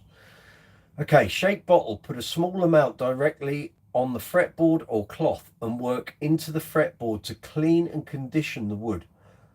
For really dirty and dry fingerboards, let the oil soak in for a few minutes before cleaning. Wipe away any excess oil. Okay.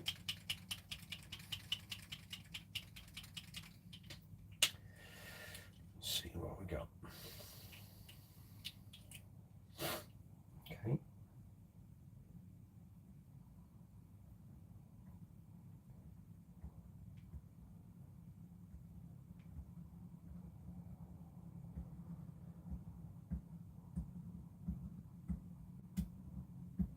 Haven't used this for a while, but it's good stuff. Another one of the products that your financial contributions to the channel allow me to keep sort of stocked up with. Okie dokes, here we go. Got a rag. So there's clearly a grain porous timber here, but I'm not sure if all that white and stuff in there is from use or just general sort of dirt of it sitting around. I mean, I don't know if the guy stored the base in the bag or whether he left it out on a stand or what, so we will see. I mean, it already looks a bit better.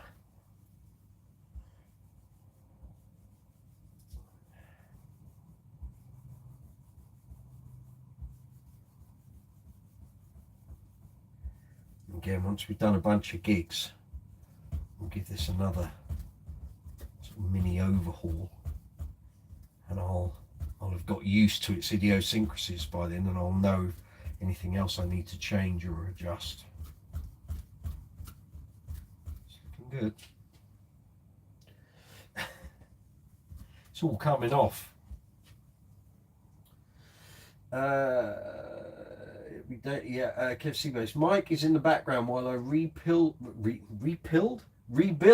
a pedal board, soldering SP400 plugs and VD patch pro cables. Very good, Kev. Nice to know you're busy. It's all these fun jobs. People think we just get up and play. Au contraire.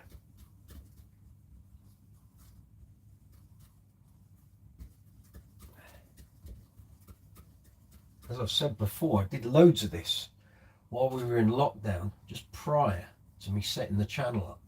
Little did I know, within a few weeks I would have my own YouTube channel. If only I had had the foresight to record what I was doing, I'd have had loads and loads of workshop videos for the channel. But at that time I didn't even know I was going to be doing the YouTube channel. And then all of a sudden, one day, as I was coming to the end of doing all the bases and giving them bit of a clean up and a bit of fettling during lockdown. I thought, I should do a YouTube channel. That's a good idea. Not that I hadn't thought about it before, I just never had the time to do it. Brooks's Space Corner came to me in, I'd like to say it came to me in a flash, literally in 5 minutes. I was standing there working, I thought, what am I going to call it? I just thought, Brooks's Space Corner. Perfect. And here we are, almost 3.5 years later. Yeah, it was a bit dirty.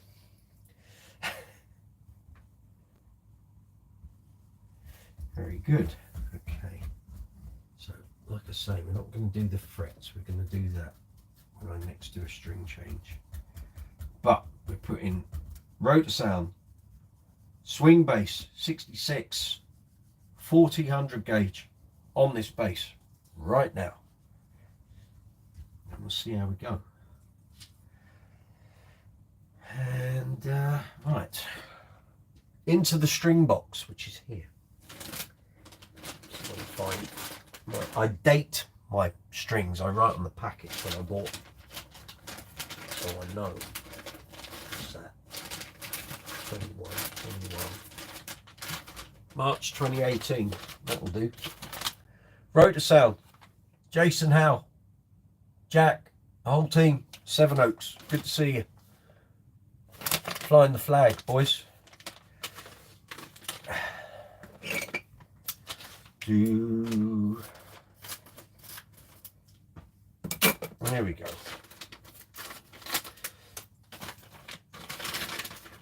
No corroded ball ends. That's why they're in foil packs.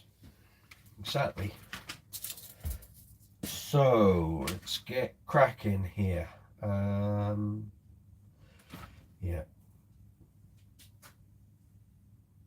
Kev Mack, I'm being called to supper. See you all next time. Cheers, Kev. Thank you for tuning in. Have a good week. Catch you soon. Right. So we've got not a lot of room on the tuners. They're small affairs. So I don't really know how much I need to cut off here. So it's going to be a bit of guesswork. Might be that I have to end up slackening off the string and re-tighten it. We shall see.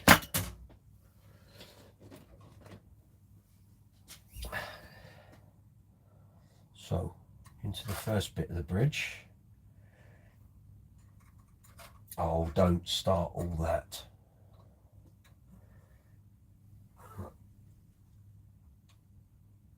Might need to adjust the string spacing. We'll see how we get on. Right. Okay. Into the hole, round the peg, downward force, see how we go. So I'm assuming, I did wrongly assume, that the strings that were on here were Warwick strings. They weren't, they were D'Addarios. So clearly the guy who owned this had changed the strings at some point. So maybe it was used on a gig or two, I don't know. Or maybe he just wore out the Warwicks at home with home use and then put some D'Addarios on because they were his favourites. I don't know.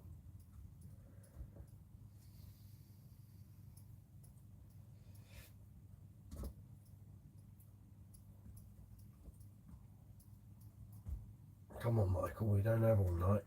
Let's get a shift on here. Right. There's one. Do.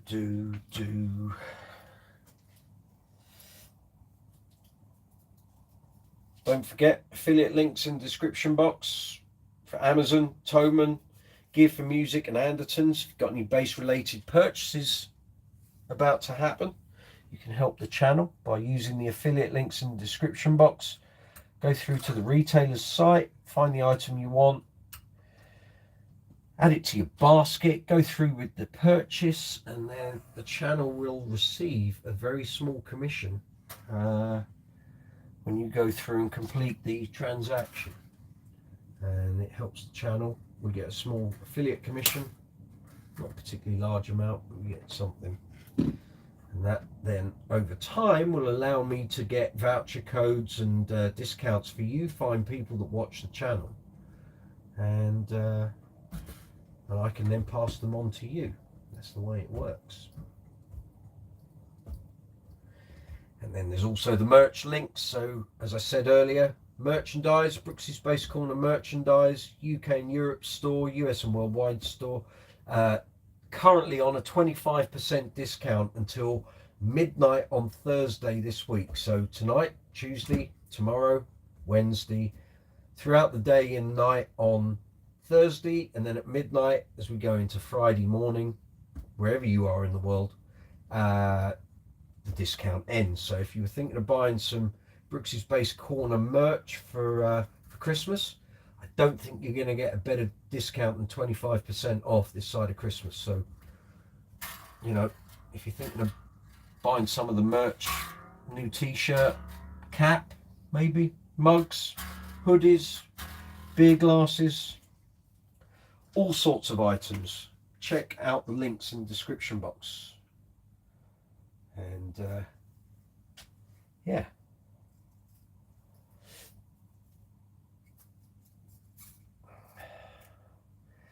As I said earlier, I will say every video, please hit the subscribe button if you're not already a subscriber. Please like the video and hit the notification bell so you get notifications when I'm posting up new videos, or I'm posting on the community tab, or any of that stuff. It all goes to help the channel in the eyes of the YouTube algorithm.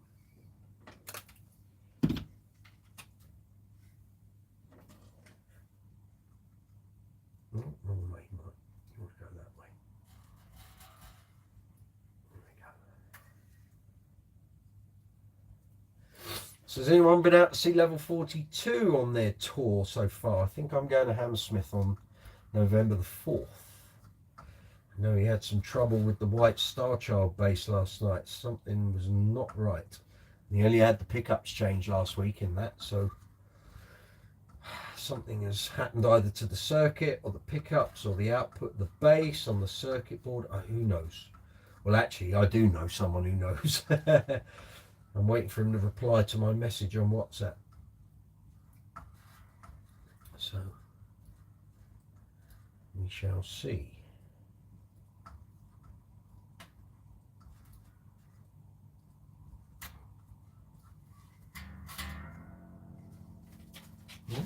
Still packing up from Burton.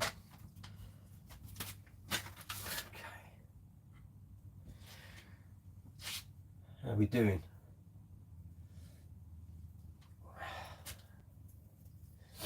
If there's anything you want to ask while I'm doing all these sort of things, or any of the products or the processes I use, then please feel free. Just ask away, and I'll reply when I see it. Okay. So like I say, at the moment the string lengths are all a bit of guesswork, but next time I put new strings on, I'll know. I'm going to go that way, mate.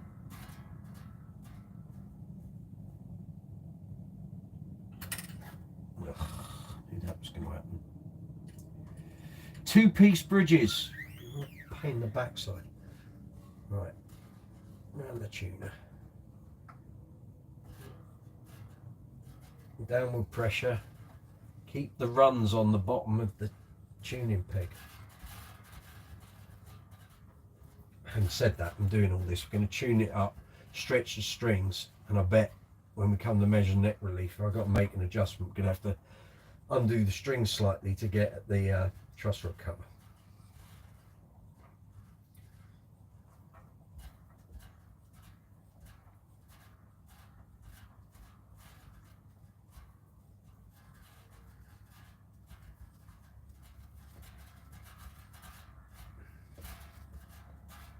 Come on.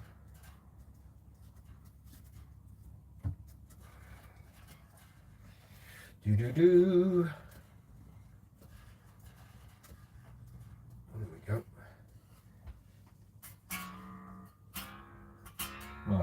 tune the girl.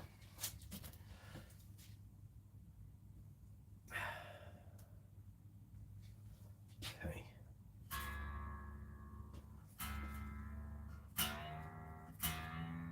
So we can tune it up, stretch them in, tune it again, stretch them in, tune it again. And then we're going to measure the neck relief.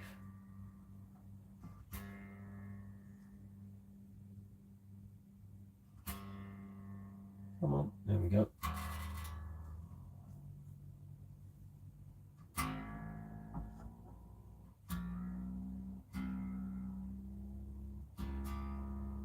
Nearly there.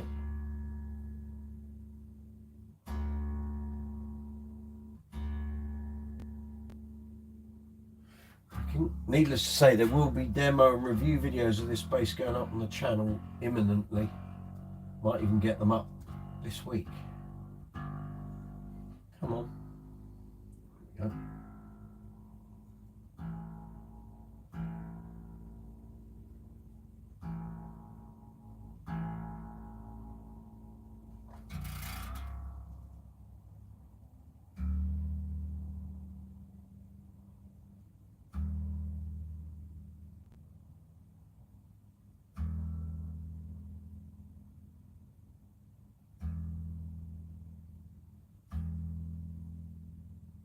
Okay, stretch them in.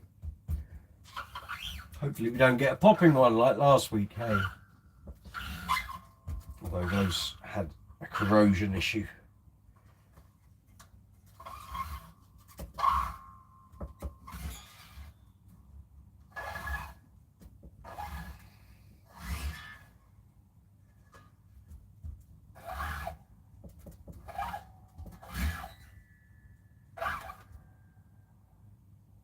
People always go, oh, you're going to break the strings. You're not. Yeah. They're built, they can take huge amounts of pressure. The one that snapped last week was because it had a corroded core and had been in paper envelopes that had no wax in them. So the moisture had got in and rotted the ball ends and rotted the core wire. Why it snapped on the headstock. I've never had a string snap on the heads on a tuning peg in my life. If they snap, it's generally around the bridge area, and usually because either the wire isn't great, if it was a different brand of course, or the string saddle has got sharp edges, sharp burrs, and you need to file them down.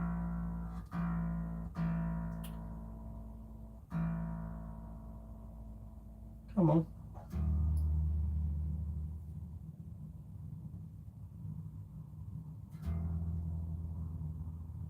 Okay, good. Then we stretch them in again.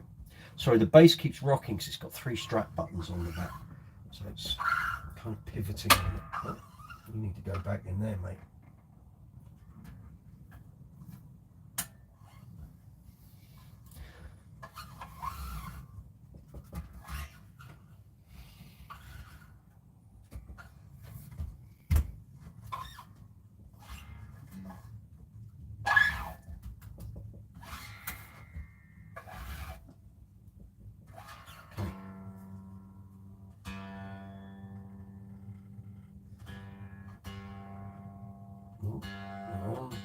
On target to finish at a reasonable time here.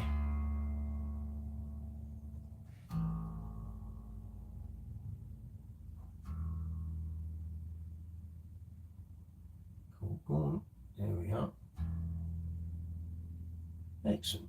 Right. Okay, that's okay at the moment. Right, let's do the neck relief, see where we are. So, fret the 17th. Let's see. Let's go with the 14th first. Okay. 15th.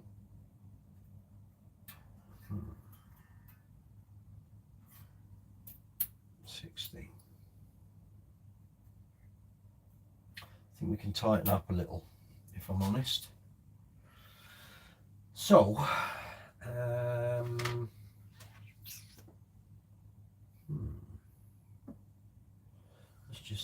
see if we can just loosen off the two middle strings and see if I can get to what I need to do relatively easily. Looks like it.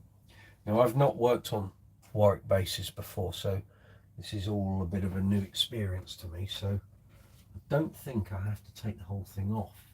I think I can just put a screwdriver under there and flip it. Anyone tell me any better?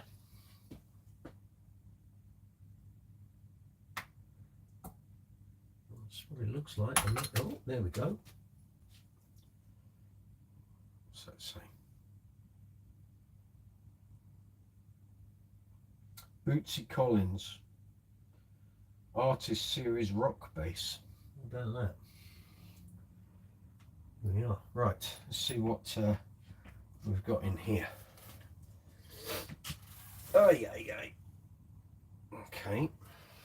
Let's try a 4. I think it might be a 4.5 though. It is a 4.5.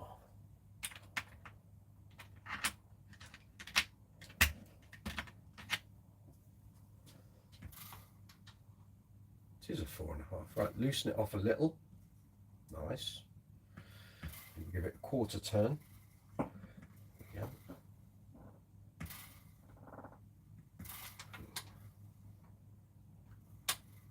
Get in. There we go.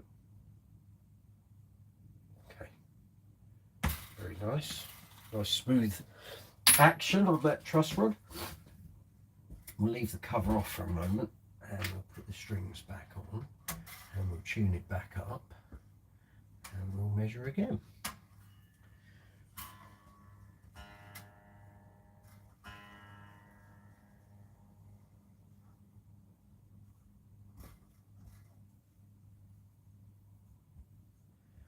Do. Right, E string.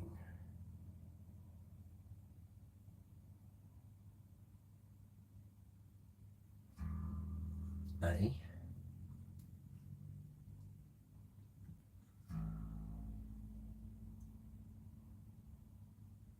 Yep, D.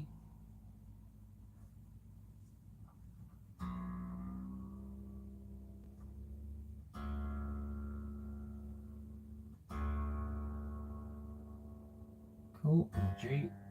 Oh, we're well over there.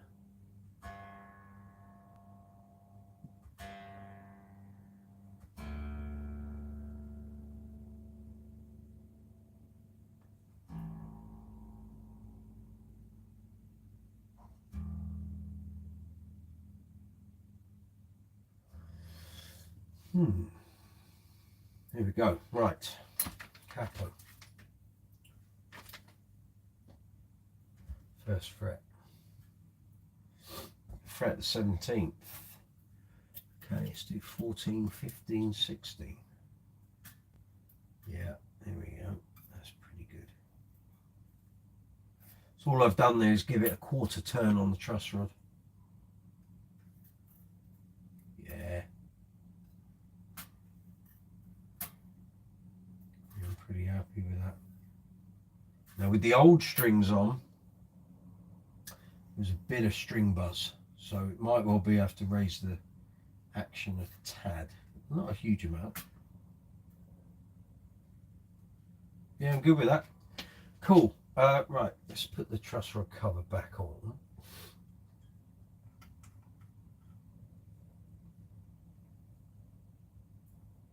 Is it that way? Might be the other way.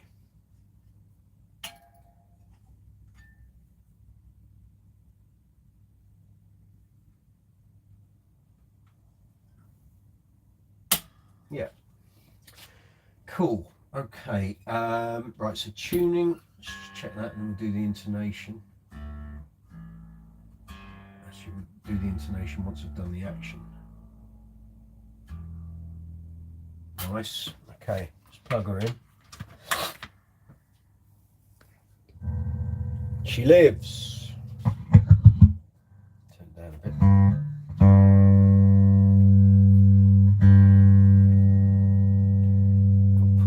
Volume for EQ bypass. Bass and treble. The treble is huge. This is the bass.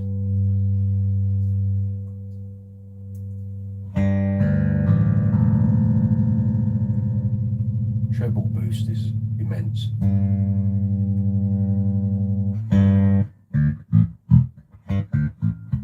So I'm going to play it and we'll just see. Turn down a bit.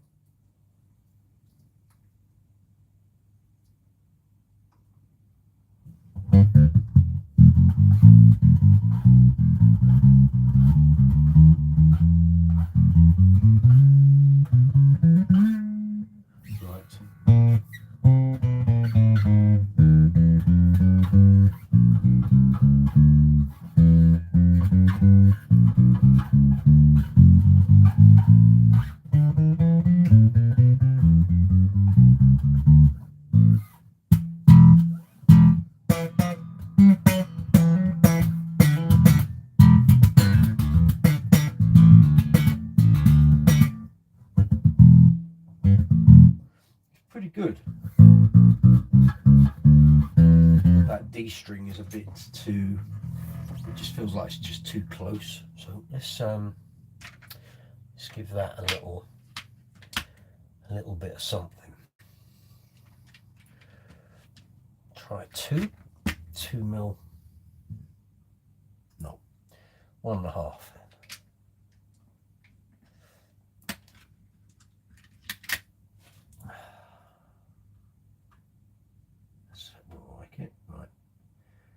For half a turn.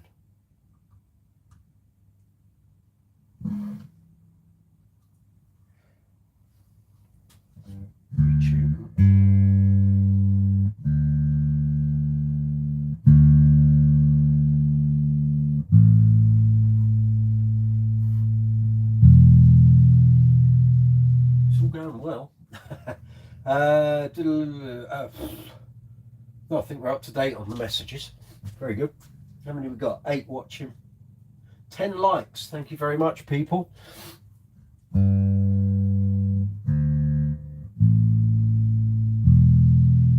Just live chat 61 tonight. 61 of these. We're going right up until December the 19th, every Tuesday, apart from next week. So listen up, people. Next week it's Monday, not Tuesday. Okay? Monday, 8 o'clock. Not Tuesday. Tuesday's Halloween. There won't be a live chat. It's Monday. Okay.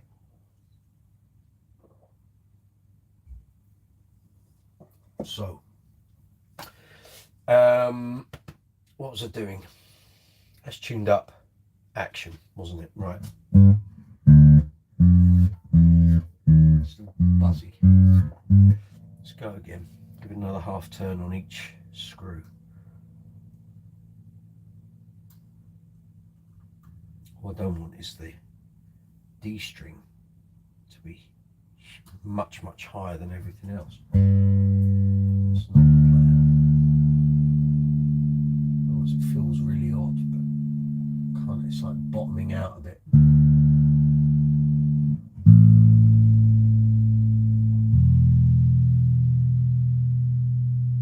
Okay, try it again.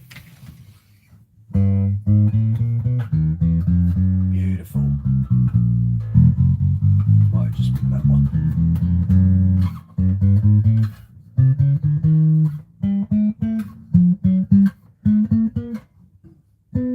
To be fair, I don't play up there for Uncle Funk. I don't use anything where I go up that high.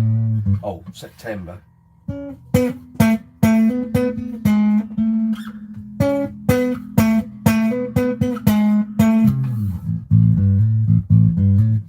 Good. I think that solved that.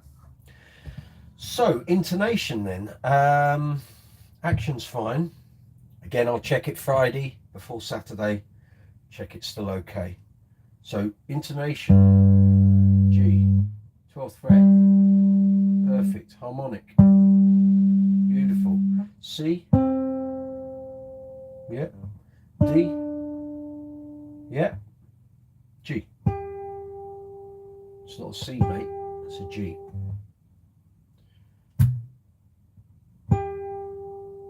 Go. D string. Yeah, 12th. Yeah, harmonic. It's a beautiful thing. D, E, G. Yeah, A. Yeah, B. Tell you, that's 3 basses in the past 2 weeks. All intonation is good. Although, granted, 2 of them are basses I already owned, but you know what I'm saying. C, yeah, D, yeah, E, okay, A, high A, go, low E, yeah, 12, beautiful, harmonic, beautiful, G, yeah, A, yeah, B, okay, high E, it's not A, is it? Head E, yeah, we're all good. Okay, so do pick up height. Fingering mine.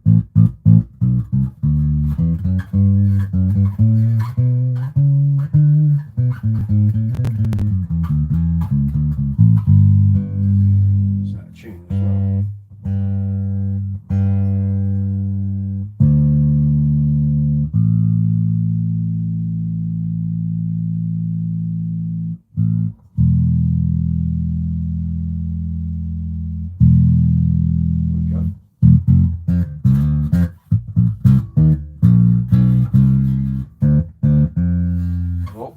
Ringing back on that D string.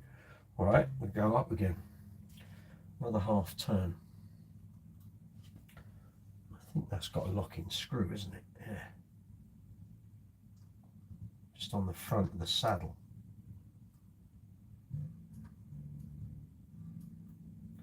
What does it?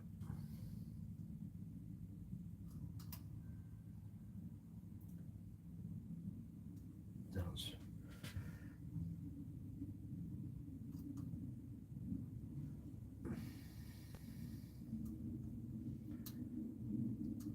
Using a different size key. No. Because I've got it in there. Right, so we turn to the left to loosen them up.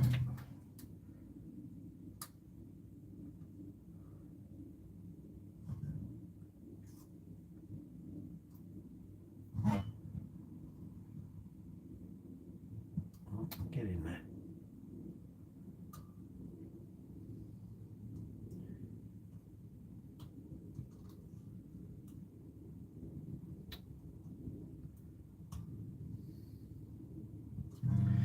Great idea, a real pain in the backside when you want to do something quick. Right. This is full turn.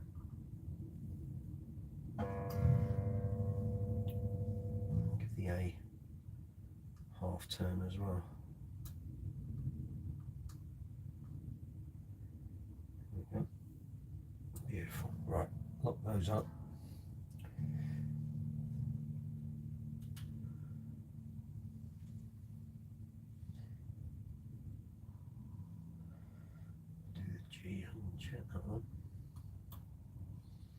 So there's a locking screw on the front of the bulk of the saddle, and then the adjustment for the saddle that the string sits in has its own screws, but the locking thing is to stop that from moving around. You have to undo it before you adjust the action. Thankfully, all of them were undone, apart from the D string, which was done up. So although there was room for me to make a small adjustment, I couldn't really go for it when we first started adjusting. I could feel the screws were tight on the saddle.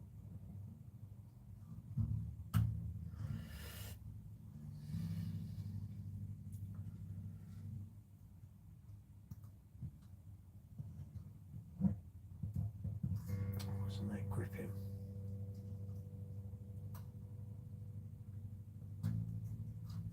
Get in there. Here we go.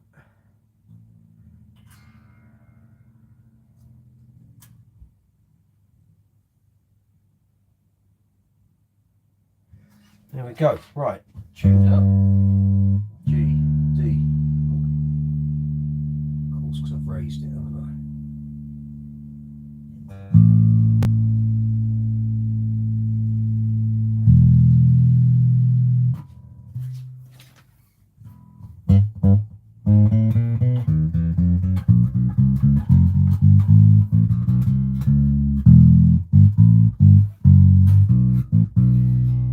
Still got one there.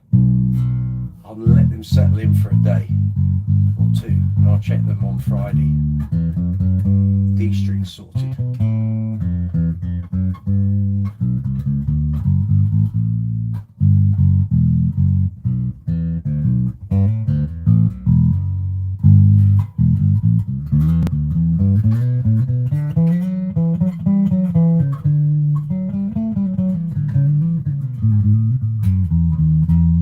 Maybe I'll do demo and review videos of this week before I start using the strings. And if I do that video, then it will become very obvious to me whether they need another little adjustment. So that's all good. Right, pickup height next, and then we are pretty much done. Change the battery. Don't forget to do that. Right. So I'm using my camera, so phone, so I can't check on the Warwick site. So we'll just go for a general pickup height thing. Messages have slowed down, gang. Is anyone there? Or is it just me? Am I just talking to myself? Maybe. Millimeters. Right, let's see where we are.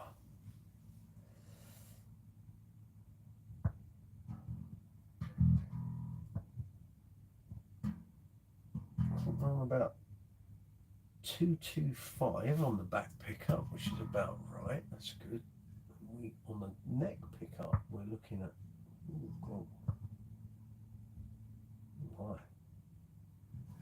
3.5. It is 3.5. Okay, we could probably bring the neck pickup up a bit. That's on 225, so that's okay. What one's that? That's on 3. And here we're on 2. So basically the neck pickup needs to come up a bit. Otherwise it's all kind of good, really. So let's turn the volume off.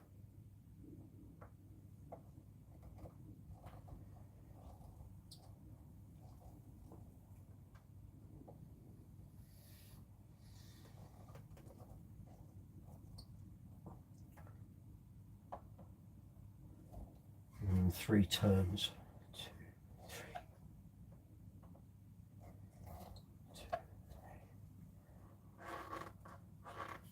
How we're looking there.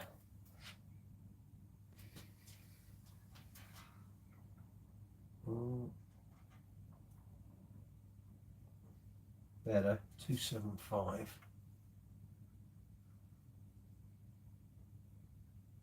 It's 225. So just go 2 turns on each one. 1, 2.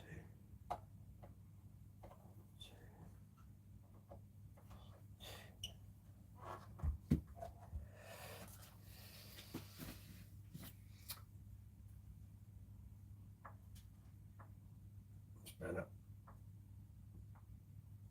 225. That's 2. Should be bang on. There we go. Sit down a bit, neighbours won't be very happy.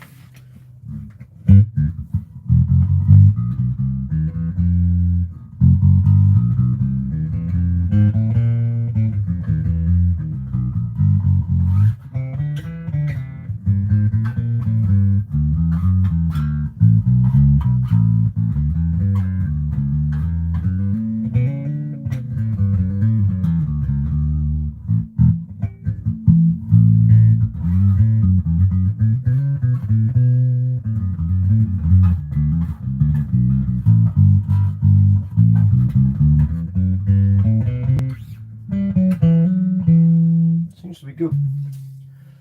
So I'm kind of happy with that.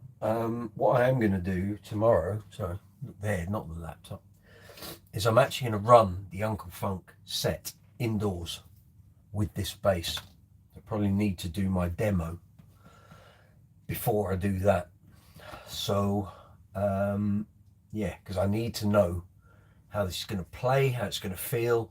No point practicing sitting down. I've got to stand up with it.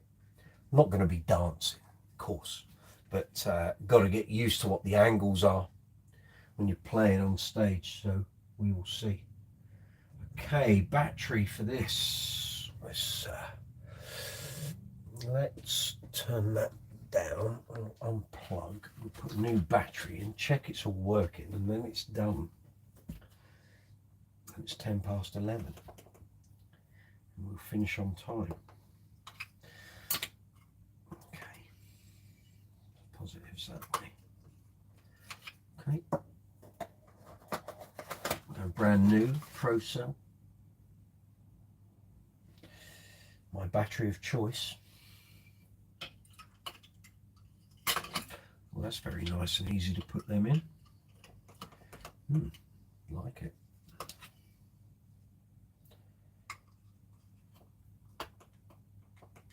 Okay.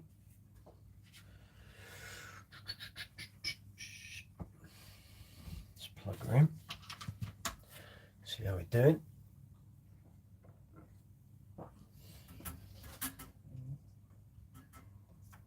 Oh, got nothing. What happened there?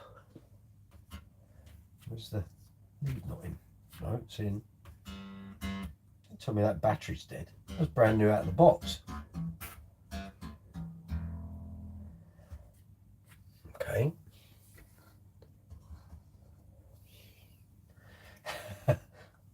Good start. Not sure what's going on there. So we might have to do the old lick test. Ready? If I croak, it's been nice knowing you. No, there's definitely something there. However, there is a little bit of corrosion on there. Okay, let's plug the old battery in.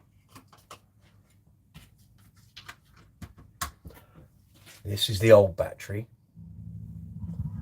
That's working. So take that out and put the new one in.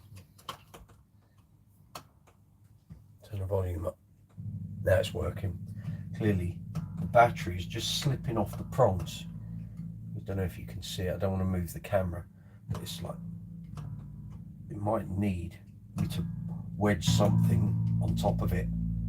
Can't have that in the middle of a gig and the power starts cutting out on it. Bear with me, guys. It's working.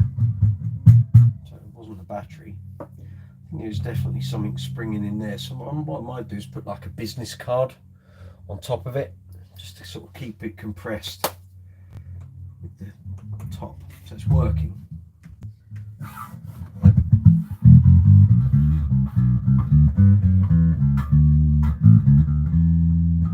Oh, I hate trying to play this not at the right angles.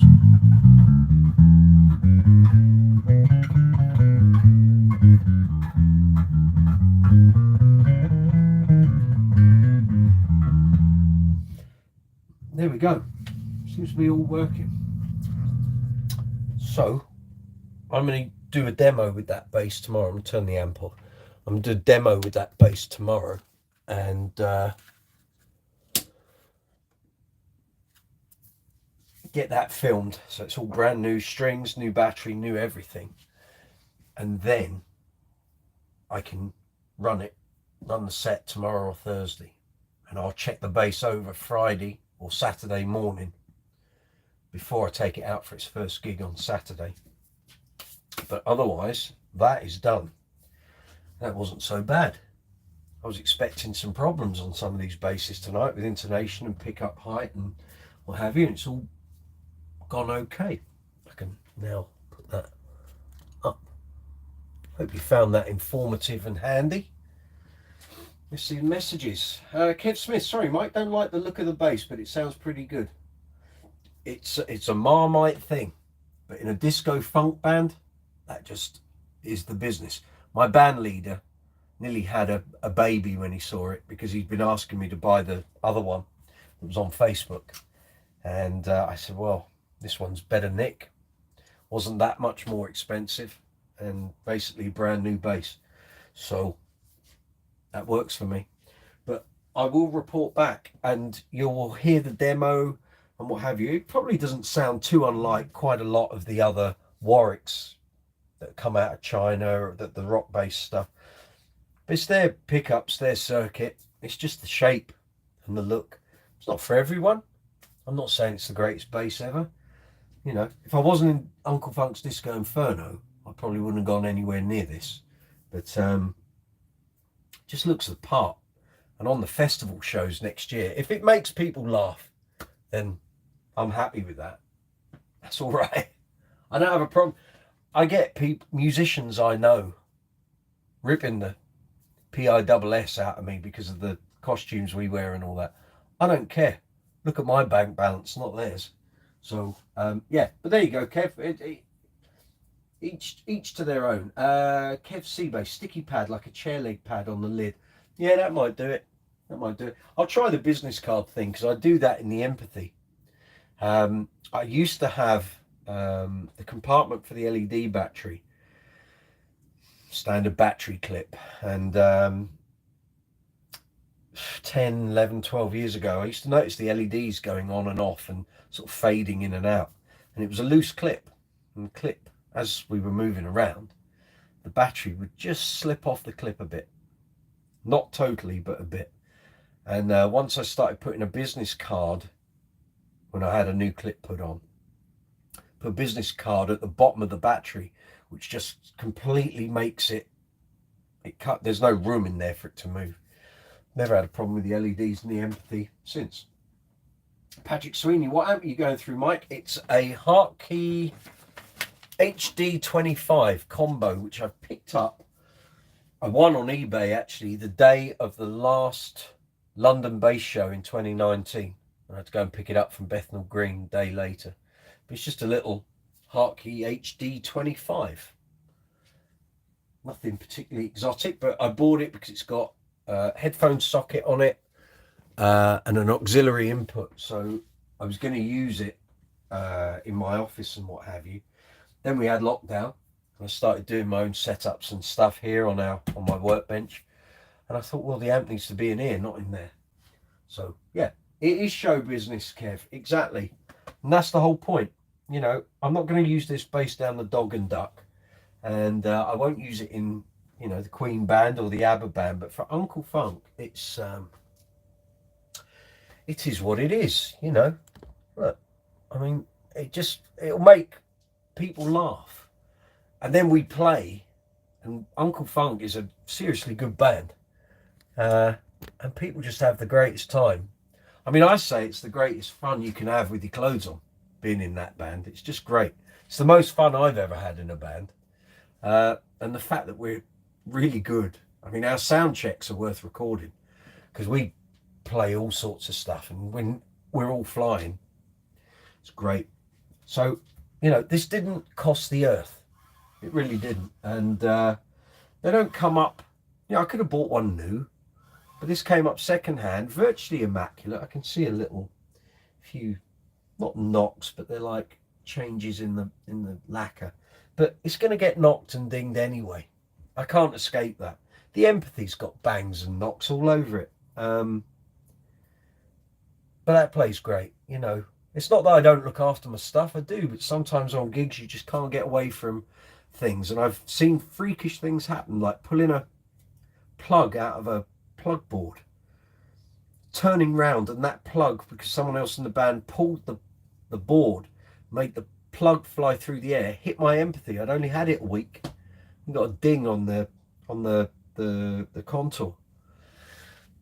Some things you just can't help. It's going to happen.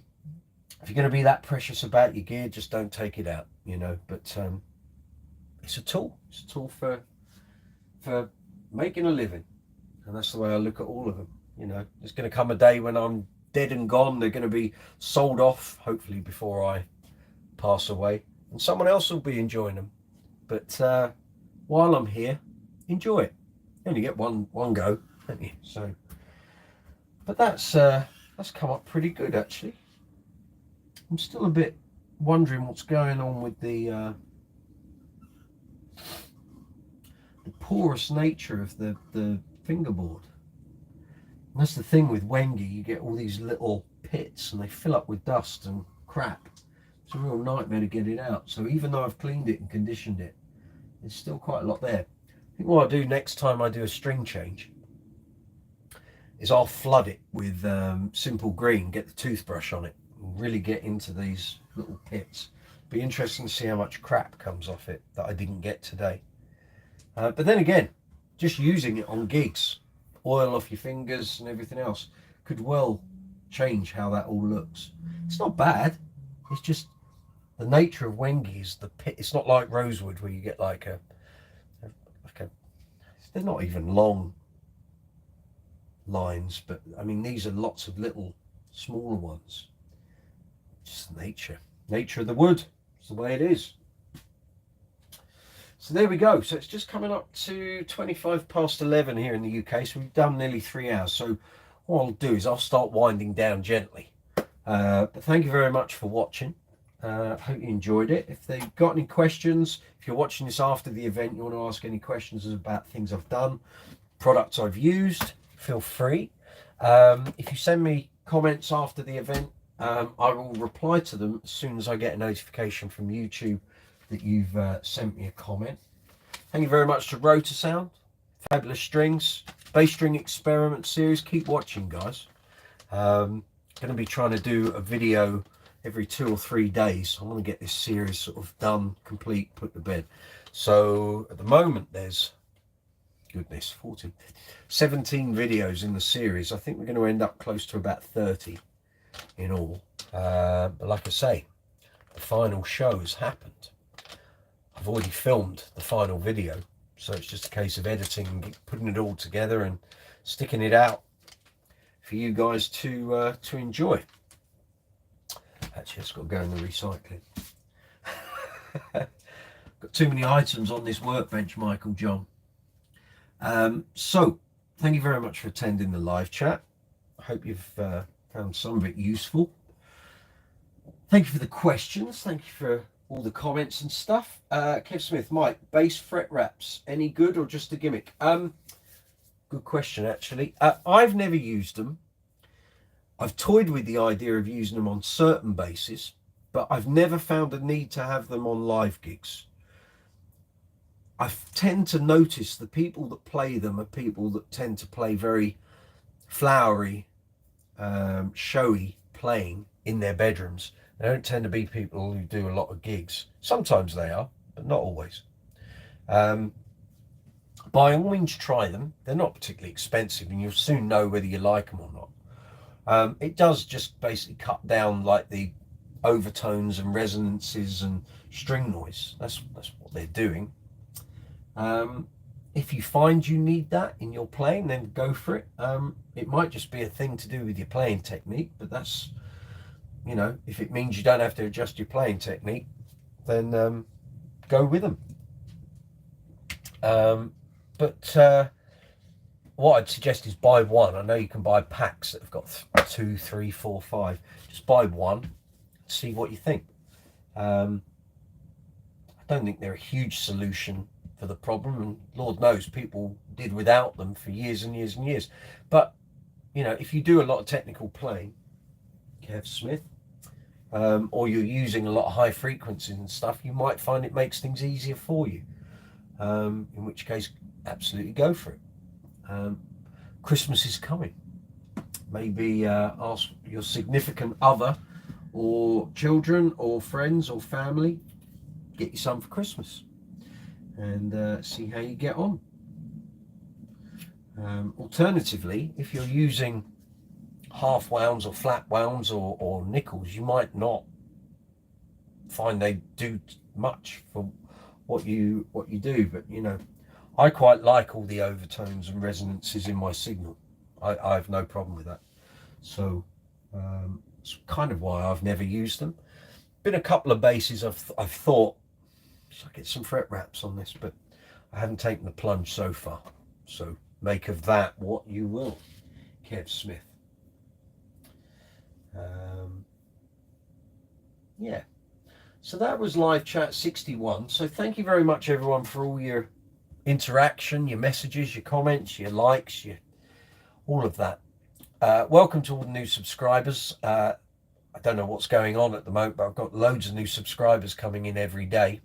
So numbers are up, which is great, and views are up, which is great, and hours of watching are up. So it's all going in a good direction. So thank you, everyone, for all your help. Can't do the channel without you. Simple as that. So, you know, thank you very much. Thank you for all the merch purchases. And keep doing what you're doing. It's fabulous. So on that note, I'm going to wish you good night. Have a great week. If you've got any messages or anything you want to send me on social media, go for it. And I'll see you for live chat 62 next week. We might be doing another workshop thing. We might be dealing with the empathy. It needs a hell of a service. It's just done 73 gigs with the same set of strings on. So it needs a full top to bottom service, cleaning frets and WD-40ing the phenolic fingerboard, and loads of that is what it needs, and it's going to get it. So we'll be doing that one next week. And other than that, have a great week. If you've got any gigs coming up, enjoy them. Have a great time. And enjoy your bass playing. But like I say, if you've got any questions about what we've done tonight or any of the products, just ask. And if I can help or advise, that's what I'm here for. And keep watching the videos, bass string experiment series videos. There'll be hopefully another one up tomorrow. I've been kind of tinkering on one today. That will be for gigs 30 to 34.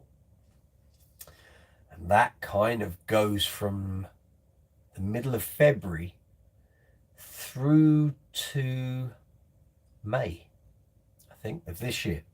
So, yeah, just before we hit sort of summer and the festival season. So there's some great videos, great footage coming up in that series when I've been doing festivals with Uncle Funk, ABBA, tributes, and yeah, well worth watching. But then I would say that, wouldn't I? But you'll see more of this bass as we go on. Not in the bass string experiment, of course, because that's now finished. But you'll see this bass, and I'll report back next week how the first gig with it went. And the GB Rumour will be out as well. So on that note, I'm going to bid you good evening. Take care of yourselves. Enjoy the rest of Tuesday. And I will hopefully catch you next Tuesday. No, you don't know what you're talking about, Mike. It's Monday next week. Monday. Drill it in. Monday at 8 o'clock. Not Tuesday. We're not here on Tuesday. Monday next week. So it's only 6 days away. I'll see you Monday. Take care of yourselves. All the best.